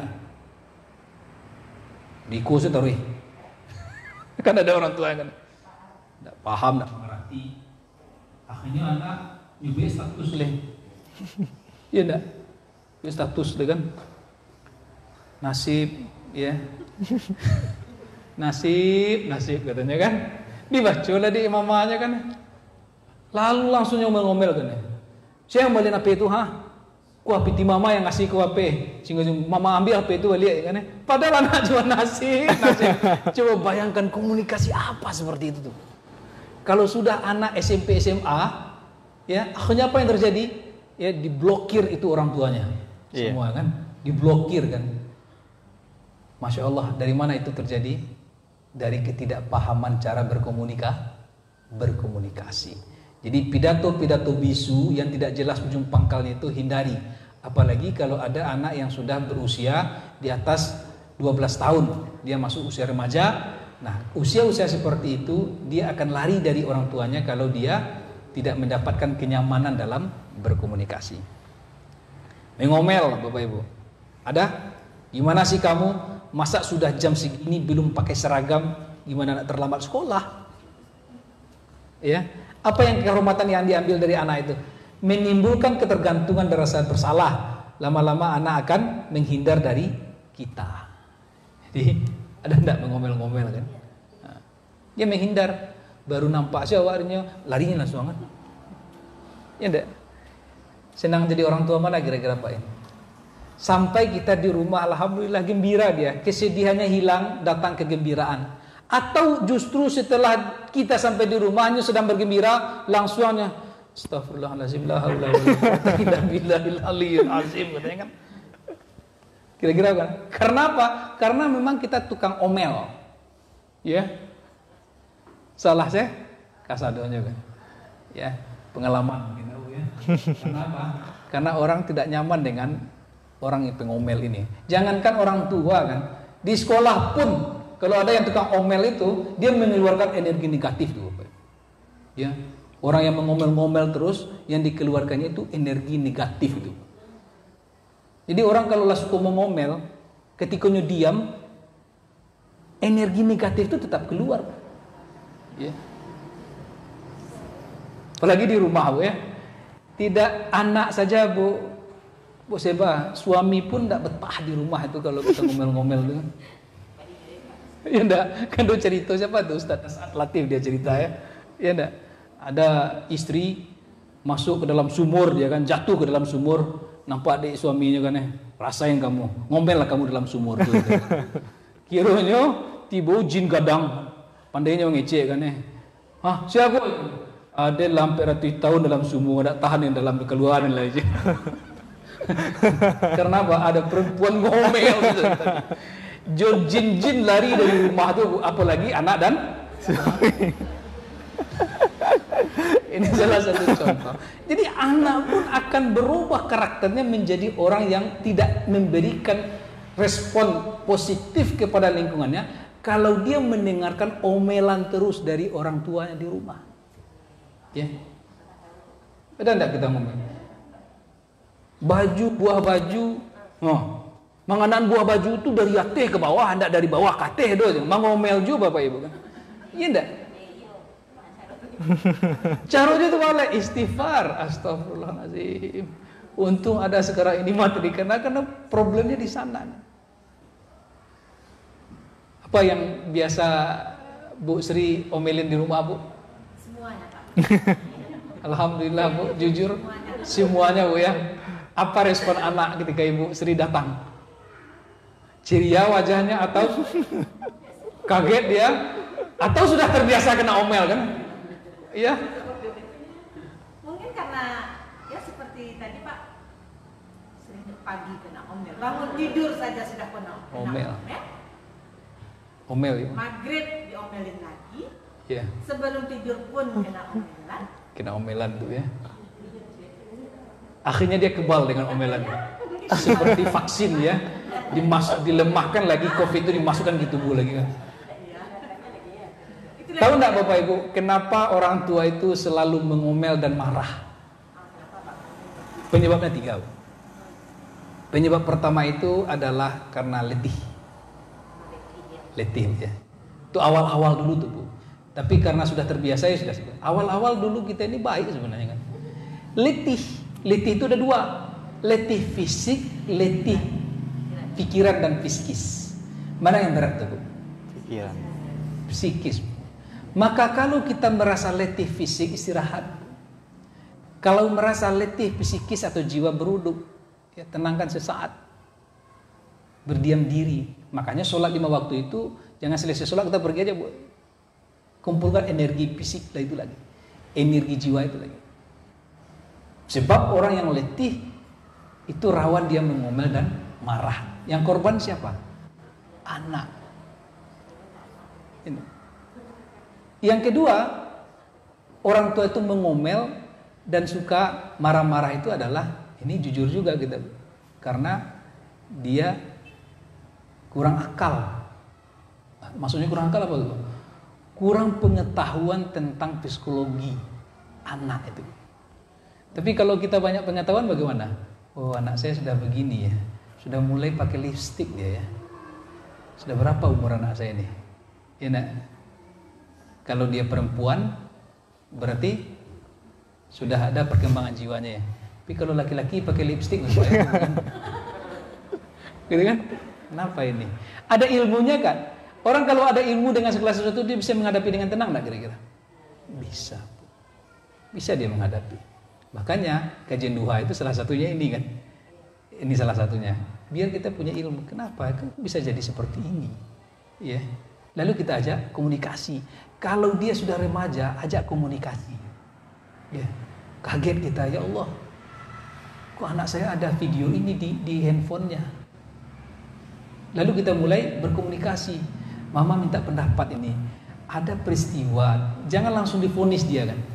Ada peristiwa yang korban di Malala itu misalnya nih kan. Dia punya teman Facebook, kenalan, percaya saja begitu, lalu dia berjanji tunggu menunggu, kemudian dia berkenalan, akhirnya ternyata si temannya itu berniat jahat kepadanya, HP-nya dirampas dan dia diperkosa, kemudian dia dibunuh. Menurut kamu itu gimana itu peristiwa itu nak? Kalau dia sudah remaja, kita sudah tahu ini teman-temannya semuanya di Facebook itu kan, kita sudah tahu gitu kan. Coba kalau dia remaja kita langsung memfodisnya, mengomelinya kan, ya, apa yang terjadi kira-kira? Nah, ini salah satu pola komunikasi dengan remaja. Jadi orang tua yang panjang akal, arti panjang akal istilah sini, punya pengetahuan tentang psikologi, tentang perkembangan jiwa anak, dia tidak cepat mengomel dan marah ketika dia menemukan masalah. Tapi kalau tidak ya ngomel-ngomel terus. Dan mengomel tidak akan mendatangkan solusi. Nah, ini yang ke-6. Bapak Ibu yang dirahmati Allah, yang ke-7 melabel. Habis itu kita diskusi ya Bu ya. Melabel apa maksudnya? Kamu sih lembek. Coba lihat kakakmu, cekatan. Ada enggak kita melabel seperti itu? Contoh-contohnya Bapak Ibu saja yang mencari. Apa yang terjadi ketika kita melabel anak itu, dia akan kehilangan percaya diri dan akan merasa rendah diri. Tiru tu si Tito atau tiru tu si Tono pintar, nggak kayak kamu. Dia bisa merasakan enggak? Kalau si Tono yang dicontohkan itu pintar, nggak kayak kamu, berarti dia bodoh. Baik itu membandingkan dengan anak di rumah kita atau dengan anak lain. Komunikasi membanding-bandingkan dengan tujuan merendahkan, itu akan merampas kehormatan anak. Ya, sehingga kata Rasulullah apa? Siapa yang memiliki anak, hendaklah ia bermain bersamanya dan menjadi sepertinya. Siapa yang menggembirakan hati anak, maka ia bagaikan memerdekakan hamba saya. Dan siapa yang bergurau bercanda untuk menyenangkan hati anaknya, maka ia bagaikan menangis karena takut kepada Allah Azza wa Jalla. Luar biasa hadis ini. Artinya, jangan sampai mereka terlukai karena kita membanding-bandingkan. Tapi kenyataannya memang begitu, Ustaz. Ya, dia itu bodoh, dia itu tidak cekatan. Apakah kita tidak bisa menggunakan perkataan lain dan mencari kelebihannya, sehingga dia menyadari kekurangannya sendiri dengan cara kita berkomunikasi, lalu dia memperbaiki dirinya itu. Banyak orang tua langsung to the point saja. Memang kenyataannya seperti itu. Nah, inilah di antara komunikasi, membangun komunikasi dengan anak untuk membentuk karakter anak. Maka di antaranya komunikasi yang membentuk karakter itu adalah, pertama, berikan informasi yang lebih baik kepadanya. Jelaskan atau gambarkan sehingga dia bisa membayangkan apa maksud kita itu. Kemudian ungkapkan perasaan. Kalau kita menasihati anak kita, peluk dia dulu, lalu lihat wajahnya. Mama, papa sayang padamu. Tapi tidak bisa dibuat-buat, Bu Sri. Ya Bu Sri. Berat kan? Kalau memang kita nak terlatih, maka latih perasaan kita menjadi perasaan yang lembut. Ya, dia akan berbeda. Kalaupun orang keras dan tegas berbicara, kalau dia berbicara dengan perasaannya, tegasnya itu menjadi kelembutan itu. Ya, tuliskan pesan bagi yang sudah bisa membaca. Nah, saya pernah mencobakan ini. Saya ikut pelatihan 15 hari dulu pernah begitu kan. Dan saya buat pesan. Sengaja saya ketik, lalu saya tempel. Lalu saya kirim WA, tolong bacakan dengan anak-anak kepada ibunya. Bacakan begitu. Itu salah satu cara komunikasi kita. Daripada kita mengomel-ngomel, perintah buta, pidato bisu, menyalahkan, mengancam, lebih baik kita coba dengan cara-cara yang diajarkan oleh Rasulullah SAW. Katakan dengan satu kata. Kalau memang itu berbahaya dia lakukan, jangan kamu lakukan. Dah selesai itu. Ya, nanti kita uraikan mengapa kita melarangnya. Daripada kita terus berpidato panjang lebar sampai disebut juga bagaimana papanya memberi kita belanja, kemudian sampai pula hutangnya di kedai sebelah, makanan ikan kering belum dibayar, supermi juga diutang, macam-macam kan. Nah, berhemat, cukupkan sekian belanjanya ya. Selesai, setelah itu baru kita cari waktu untuk menjelaskan kenapa mama menginstruksikan seperti itu. Nah, kemudian gunakan pola bertanya. Nah, ini sangat cocok kalau dia sudah mulai berpikir. Nah, kalau kamu kerjakan ini, akibatnya apa kira-kira? Kalau kamu pergi sekarang sendiri, tidak boleh diantarkan, apa kira-kira risikonya? Kalau kamu tidak kerjakan PR, alasan malas, kira-kira apa risikonya? Biar dia mencari jawaban sendiri dan banyak melakukan pertanyaan. Ya. Kalau kamu terus tangisin adik, kira-kira nanti adik bisa senang dengan kamu atau tidak? Nah, pola bertanya ini juga bermanfaat untuk membentuk karakter. Kemudian ikuti imajinasi dan berempati kepadanya. Ya, berempati membuat dia tertarik dan nyaman kepada kita. Baik, ini diantara pola komunikasi orang tua dengan anak. Saya sangat senang dengan kita interaktif. Bapak Ibu memberikan tanggapannya. Tapi kalau ada lagi pertanyaan dipersilakan. Terima kasih. Assalamualaikum warahmatullahi wabarakatuh. Waalaikumsalam warahmatullahi. Baik, terima kasih kita ucapkan kepada Ustadz yang telah menyampaikan. Setidaknya kita tadi mendapatkan 7 poin cara komunikasi, bagaimana kita supaya memang berkomunikasi itu tidak merampas hak anak. Jadi memang kan biasanya Ustadz yang sering itu kan anak durhaka Ustadz ya. Ternyata ada juga orang tua yang durhaka Ustadz. Di sini ada 7 yang disampaikan Ustadz tadi, bagaimana kita berkomunikasi tidak menyalahkan, tidak meremehkan, tidak mengancam. Ketika kita menasihati atau menginstruksikan, jangan perintah buta, jangan pidato bisu, mengomel dan membandingkan. Jadi memang baiknya agar kajian kita ini lebih sempurna, kita coba untuk tarik tanya jawab, nanti feedback apa yang bisa nanti kita cari solusi bersama. Maka untuk itu pada kesempatan ini kita coba membuka bagi Bapak Ibu yang ingin bertanya ataupun mungkin memberikan tambahan Ustaz ya, tambahan pengalaman bisa nanti jadi ilmu dari untuk ibu atau bapak yang lain. Ya, kepada Bapak Ibu dipersilahkan. Yang pertama Bu yang di belakangnya Bu Yani. Yani ya, silakan Bu Yani.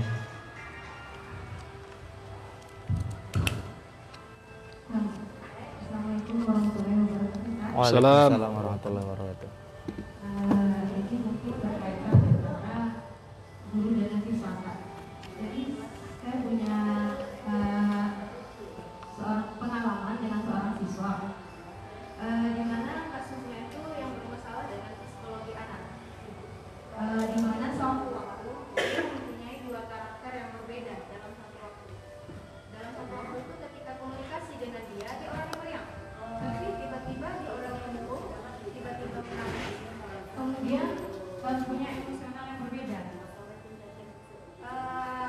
Dan saya berpikir bahwasanya dia memiliki karakter yang berbeda, kalau yang meriang itu memang dirinya sendiri.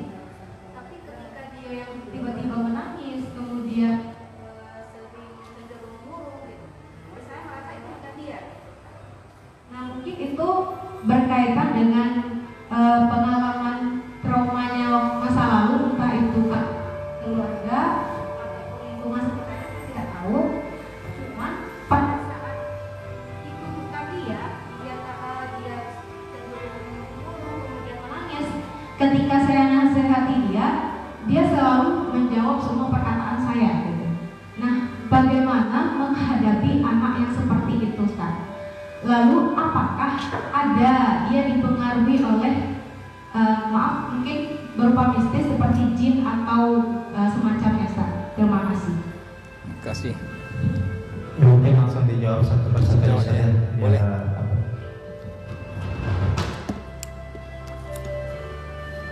Makasih Bu Yani ya.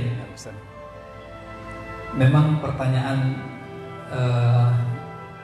senada dan seperti ini sering juga kita dengar, dan bahkan ada kajian khusus malah menghadapi anak-anak yang di luar kenormalan dalam berkomunikasi dan bertingkah laku sesuai dengan tingkat usianya begitu ya. Kalau kita belajar tentang psikologi perkembangan anak misalnya, dalam psikologi pendidikan itu setiap usia, setiap umur itu ada ciri-ciri perkembangan jiwanya, termasuk juga perkembangan komunikasi gitu ya. Sehingga bahkan banyak sekali penelitian-penelitian yang menyebutkan kalau usia anak 5 sampai 6 tahun seperti apa pola komunikasinya dan kejiwaannya seperti apa, anak 7 sampai 11 tahun seperti apa pula pola komunikasinya dan kejiwaannya.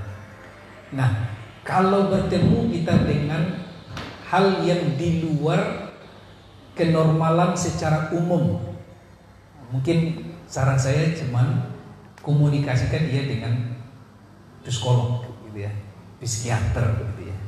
Itu yang pertama langkah kita. Yang kedua, libatkan orang tua dalam kita mengkomunikasikan anak itu. Dan yang ketiga, sepakati dengan orang tua tindakan atau pekerjaan, perbuatan apa yang harus kita lakukan untuk anak itu. Itu langkah yang pertama langkah yang harus kita lakukan menurut saya, Ibu. Sebab kalau kita berkomentar tentang anak ini sebenarnya punya kelainan, nah macam-macam lah. Lalu ada dirujuk menurut pendapat ahli mistik misalnya kan, pendapat ahli komunikasi, pendapat psikolog dan seterusnya, itu kan berbeda pendapat. Tapi kalau memang itu di luar dari kewajaran menurut ilmu pengetahuan kita, pertama kali kita komunikasikan dengan psikiater atau psikolog lah dulu, berkonsultasi. Dan dia punya ilmunya untuk menghadapi anak yang perkembangannya di luar perkembangan anak-anak normal gitu ya. Sebab begini, saya punya pengalaman juga nih yang dikisahkan oleh teman seorang psikolog gitu ya. Ternyata 10 tahun kemudian sejak kasus itu ditemukan oleh gurunya, oleh anaknya, tiba-tiba anaknya itu berubah kondisinya, tiba-tiba dia menangis, tiba-tiba dia tertawa sendiri gitu kan. Dia sedang belajar itu dia tertawa terkekeh-kekeh begitu kan. Ya. Lalu temannya tuh ini sudah gila atau gimana begitu ya. Ada enggak murid kita seperti itu, Pak? Ini. Saya ada di pesantren juga ada itu. Dulu udah tamat dan namanya sekarang sudah di UGM dan sedang mengambil S3 ya. Dia menangis. Kemudian ketika saya mengajar waktu itu dia nangis gitu. Sehingga temannya itu mengolok-olok dia kan. Kenapa kamu nangis? Saya ingat ayah saya ingat ibu saya ingat mama saya. Saya tidak mau mengecewakan mereka. Kenapa? Karena saya belajar mengajar waktu itu ada tema yang langsung menyentuh bagian di kepalanya dan perasaannya yang membuat ia ingat langsung kepada orang tuanya. Kan ada juga begitu ya. Lalu dia langsung menangis dan dia respon waktu itu kan. Pokoknya saya tidak akan mengecewakan mama saya. Dia menangis ketika saya diantar ke sini. Di mana mama kamu? Mama saya di Bandung, papa saya di Batam. Ya, doakan saya Ustaz. Lalu dia bergembira lagi. Respon waktu itu. Nah, kenapa itu dikatakan di luar dari kenormalan? Karena kebanyakan anak-anak seusia dia tidak seperti itu. Jadi ketika kita mengajar di kelas itu kan yang paling tidak kita ketahui kondisi pikiran dan jiwa anak-anak didik kita waktu itu seperti apa kan kita tidak tahu. Yang tidak tahu kita itu kan. Ketika guru berdiri di depan kelas, yang dilakukannya itu kan 3 saja oleh guru. Pertama menyampaikan konsep atau teori atau informasi kan. Yang kedua melatihkan keterampilan. Yang ketiga mengalirkan karakter. Kerja kita di dalam kelas kan 3 itu saja. Ya, kalau tidak menyampaikan informasi, konsep dengan caranya, atau kita melatih dia sehingga dia punya keterampilan menuliskan, berpikir, kemudian mencatat, membaca, dan setelah itu yang tidak kalah penting adalah dia melihat sikap tingkah laku kita seperti apa. Nah, anak-anak itu berbeda tipenya. Anak yang saya ceritakan tadi sekarang sudah S3 dan saya masih berteman dengan dia walaupun saya tidak aktif Facebook, tapi WA terus dia kirim, doakan saya Ustaz. Ya, dia pernah tidur di teras masjid, nggak mau tidur di asrama. Kenapa? Karena temannya itu selalu mengolok-olok dia. Karena dia sering begini, begitu dia menang tidur, dia buat puisi lalu dia baca keras-keras. Dia tidak peduli dengan lingkungan itu, dia terus mengekspresikan apa yang dia rasakan. Ya, dan rata-rata puisinya itu adalah puisi untuk orang tuanya. Ya, saya ketahui ternyata orang tuanya ini ada masalah juga, tapi dia terus berdoa. Walaupun seperti itu, saya tidak akan mengecewakan ayah dan ibunya, dan panjangkan umur nenek saya, karena dia sayang kepada saya. Dia baca itu. Kalau di hadapan anak-anak normal, bagaimana kira-kira sikapnya itu? Tetapi kita harus tahu kondisi kejiwaannya. Nah, bagaimana dengan kondisi kejiwaan seperti itu? Dia akan lebih nyaman dengan kita ketika kita juga masuk ke dalam emosinya itu. Teori yang pertama tadi ya. Ya. Maka saya yakin, Ibu apa Bu? Bu Yani. Bu Yeni, saya yakin Bu Yeni akan di dalam ingatannya. Makasih Bu Yeni. Yang banyak teman-teman saya dan guru-guru saya yang tidak tahu tentang apa yang saya rasakan pada waktu itu. Dan Ibu mengenal saya. Ya. Itu legasi kita. Nah, namun kita tetap berkomunikasi dengan yang ahli dan pakarnya. Kalau gejala itu terjadi, gitu kan. Nah, yang saya sampaikan tadi pengalaman saya itu, pengalaman saya. Sekarang dia sudah doktor, ambil S3, program studinya itu matematika murni, dia kan. Ya, SMP ya di pesantren tahun 2010 dahulu, kemudian SMA lanjut, kemudian dia kuliah S1 S2 dan sekarang sudah S3 dia. Cepat ya, matematika murni. Tapi perilakunya sampai dia tidak mau tidur di asrama, dia bawa kasurnya, dia tidur di teras masjid. Kemudian dia coret-coret dan semua, dia baca puisi gitu kan. Dan ada juga guru yang mengatakan, Ustaz ini sudah melanggar, apa yang dilanggarnya sebenarnya? Ya dia tidak tidur di asrama dan sebagainya. Itu etika dan ini adalah perkembangan jiwa. Bagaimana kita menghadapinya? Sampailah dia mau dikeluarkan karena dia tidak mau belajar tertentu. Dia tidak mau pelajaran-pelajaran guru-guru tertentu, tidak mau dia. Tapi dia pilih, dia belajar bahasa Inggris, dia belajar matematika, IPA. Kemudian pelajaran-pelajaran yang lain tidak mau dia masuk.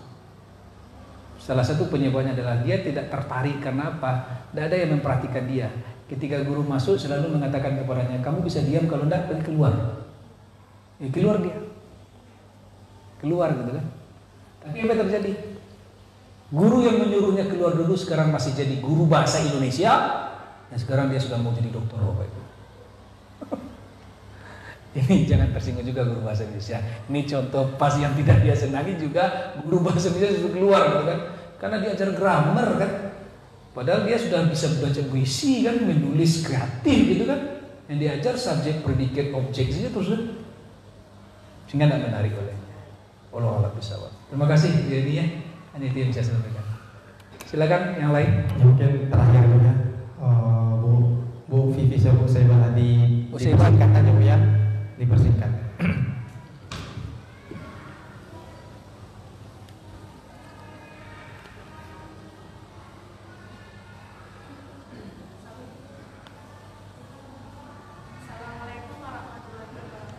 Assalamualaikum warahmatullahi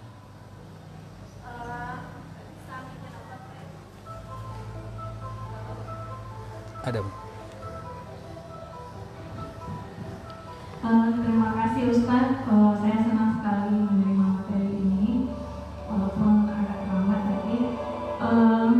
Jujur saya Ustadz, semua yang dilarang tadi udah pernah saya lakukan. Sampai hari tadi saya lakukan. Kenapa itu terjadi? Kalau saya berpikir mungkin karena memang yang Ustadz bilang tadi karena lelah, mengajar juga, di rumah juga sibuk dengan pekerjaan rumah. Jadi berefek, memang buruk efeknya ke anak saya. Anak saya ada yang kecil, saya punya anak 4, yang nomor 3 itu sedang di TK. Dia suka mengamuk. Kenapa dia mengamuk? Saya tahu kesalahan saya. Dia kalau udah mengamuk itu semua barang dilempar, kursi, semua barang berantakan semuanya. Tapi sesaat setelah dia sadar, cepat pula dia ketawa, disusunnya lagi sampai rapi serapi-rapinya. Jadi kesalahan saya selalu dia suka banyak pertanyaan. Jadi ketika saya bertemu dengan dia, pertanyaan, cerita tidak berhenti sampai dia lelah, walaupun sampai malam tidak berhenti. Jadi awalnya saya bisa duduk dan mendengar dengan baik ceritanya dan menjawab. Tapi kita kan tidak bisa seperti itu terus. Pekerjaan menunggu banyak, mencuci, masak, segalanya harus saya kerjakan. Karena kondisinya ayah memang sibuk di luar, maksudnya ayah memang banyak waktu di luar.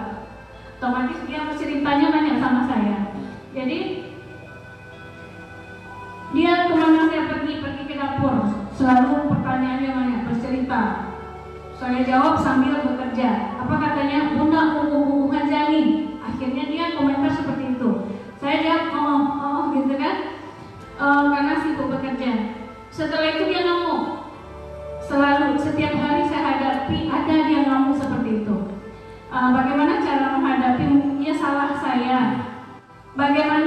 saya yang sudah terlanjur melakukan semua kesalahan itu, apa yang harus saya lakukan sebelum saya memperbaiki cara saya ke anak? Apa pertama kali saya lakukan nanti ke anak?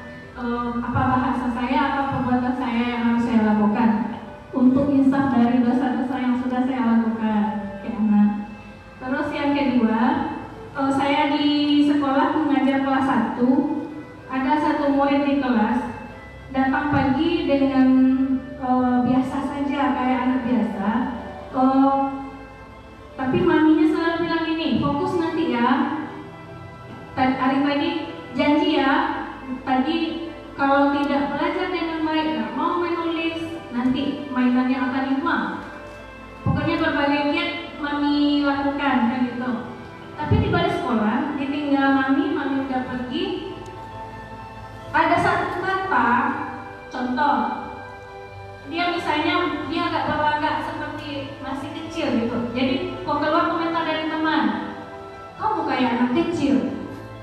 Dari pagi sampai pulang bahasanya, aku masih kecil, aku masih kecil.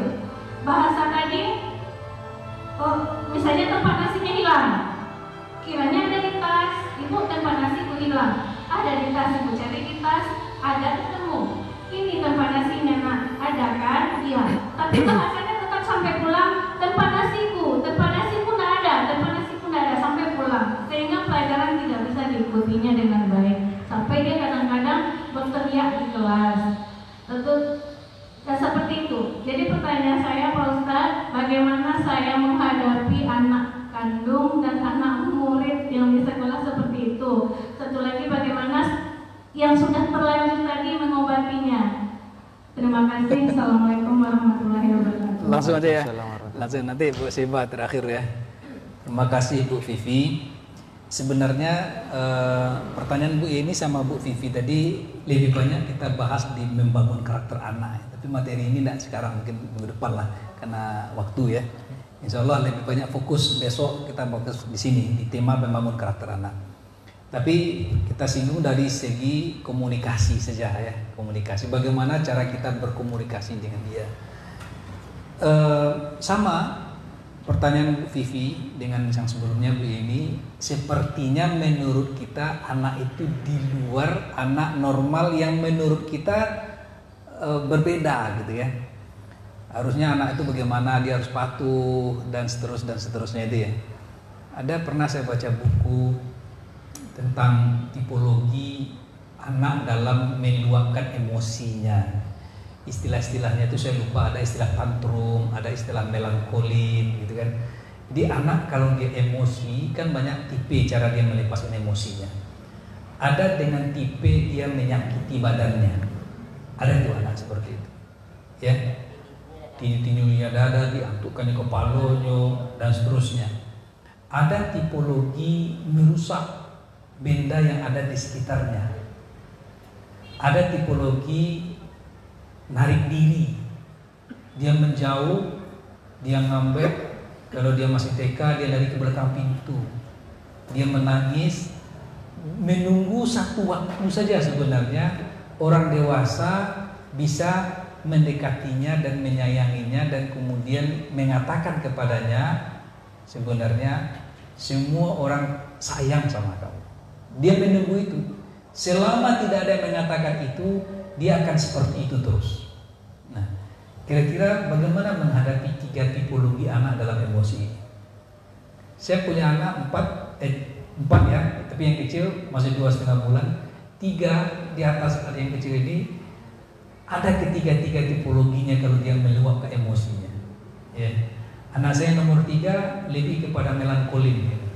Dia kalau emosi ditegur oleh ibunya, kemudian tidak mendapatkan apa yang diinginkannya, dia langsung lari menjauh dari rumah. Dan kadang mau menunggu saya di luar atau di ruang tamu sampai saya pulang, meskipun dia tertidur di sana dan saya pulang jam 10, jam setengah 11 malam, baru dia mau saya ajak ke kamar. Ada itu tipe yang nomor 3. Kalau yang pertama, waktu dia masih anak-anak, sekarang sudah remaja, itu tipologinya hampir saja dia kalau marah itu seperti ini. Kemudian gitu kan. Kemudian dia cari benda, dia lempar, dia tendang semuanya di luar gitu kan. Yang perempuan sedikit agak juga gabungan dari kedua tipologi itu. Saya menghadapi itu bertanya juga kepada yang ahlinya tentunya. Dalam segi komunikasi kalau bertemu dengan anak yang tipologi Bu Vivi tadi itu, ya, kalau dia sedang marah jangan sekali-kali berikan instruksi selain daripada diam. Diam itu boleh. Tapi kalau instruksi jangan kamu pegang, dipegang itu. Jangan kamu pecahkan, dipecahkan itu. Kalau instruksinya itu biasa dilakukan itu. Makanya diam. Dia cuma mengingat kata diam. Setelah diam, baru nanti cari momen untuk komunikasi. Nanti saya pendekatan komunikasi, temanya komunikasi sebenarnya. Yang lebih dalam lainnya bisa kita bahas dalam membangun karakter. Bagaimana polanya, kita ambil beberapa teori. Kemudian yang kedua, setelah dia agak stabil emosinya, memang anak-anak tipologi itu adalah anak yang minta didengarkan dan dia minta dilayani. Layani itu boleh kata-kata, boleh layanan materi dan sebagainya. Nah, disinilah makanya surga terletak di bawah telapak kaki ibu, Bu Vivi ya. Kenapa tidak di bawah telapak kaki bapak? Saya tidak tahu dari segi psikologi, karena memang pantasnya itu untuk ibu. Meskipun bapak juga ada perannya. Karena apa? Karena kesabaran itu. Coba lihat di luar negeri, di negeri maju pun, di New Zealand misalnya kan, selalu guru taman kanak-kanak, kindergarten, kemudian elementary school, itu nominasinya adalah perempuan. Karena secara psikologinya gitu. Dan ada laki-laki itu cuma petugas administrasi, headmaster, satpam, itu laki-laki kan. Tapi yang langsung bersentuhan dengan anak dengan usia 12 tahun ke bawah itu adalah perempuan. Karena apa? Karena Allah titipkan ilmunya di sana. Ya, yaitu kesabaran. Percayalah kita Bapak Ibu, dalam sejarah-sejarah pendidikan orang-orang sukses kita lihat, mereka akan mengenang kebaikan dari orang yang mendidiknya, baik itu ayah ibunya atau gurunya, yang mempunyai kesabaran yang luar biasa menghadapi ketidaktahuan mereka. Mereka akan mengenang itu. Contoh, pernah dengar nama Bruce Lee?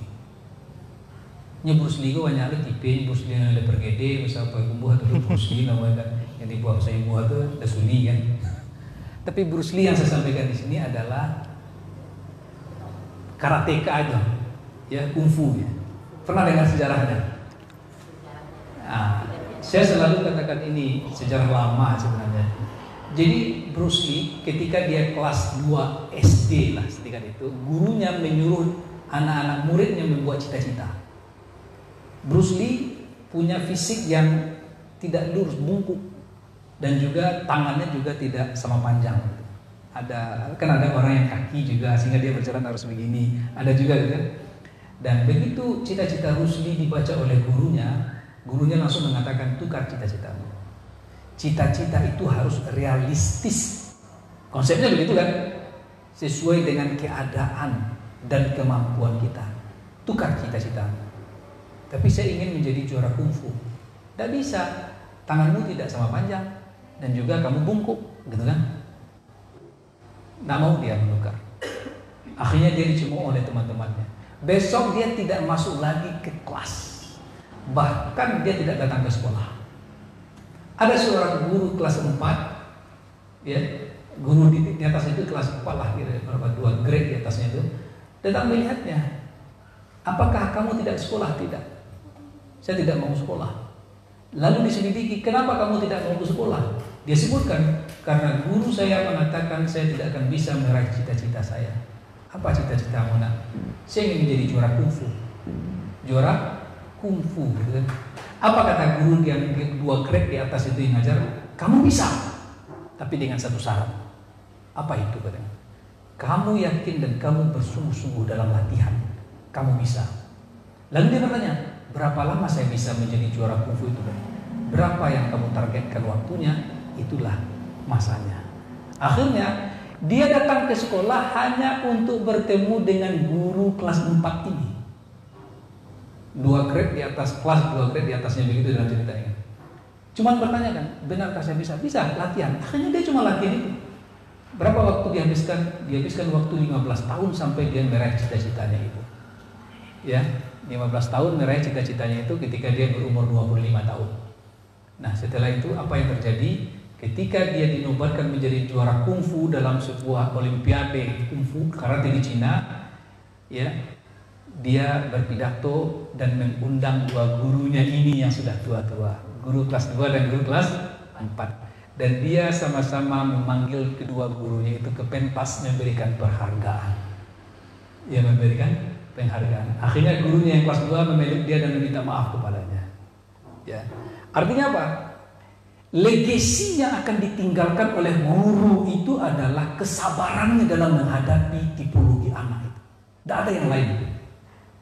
Kalau soal ilmu, dia bisa cari sendiri. Tapi kesabaran dan cara yang kita tunjukkan kepadanya bagaimana cara belajar. Kalau kita berdiri di depan kelas kan sekarang ini masih mengajarkan konsep kepada dia. Konsep yang kita sampaikan, konsep, teori, informasi. Makanya sekarang diganti, jangan PBM lagi, PMB, proses mengajarkan cara belajar. Kalau dulu kan PBM, singgu belajar ngajar, sekali kan tak balik pandai isu belajar, tahu isu kan. Sekarang kita mengajarkan kepada anak itu cara belajar. Itulah yang dia ingat dari kita.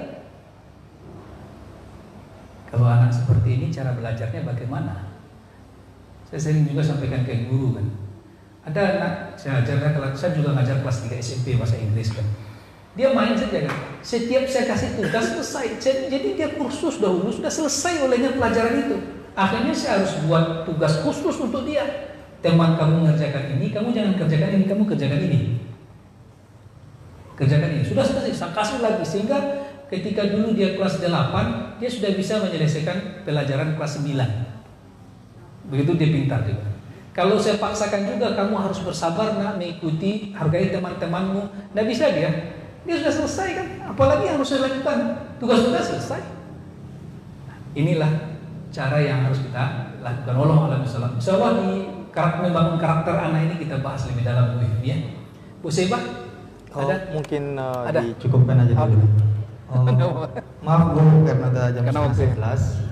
Insyaallah pekan depan masih sama Ustadz. Nanti insyaallah Bu Saibah bisa nanti bertanya situ. Maaf ya.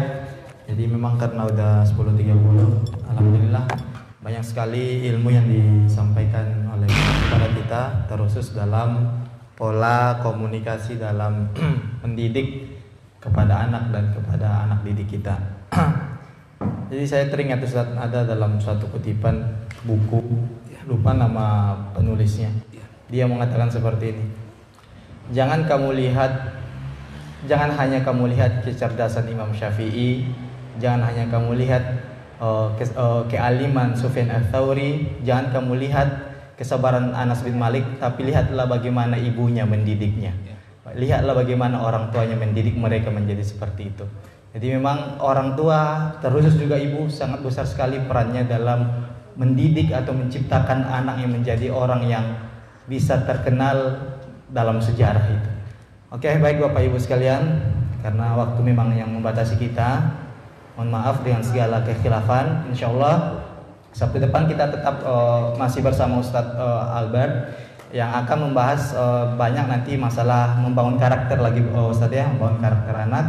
Nah, kita sudahi dan kita tutup majelis kita ini dengan doa kafirul majlis. Subhanakallahumma wa bihamdika asyhadu an la ilaha illa anta astaghfiruka wa atubu ilaik.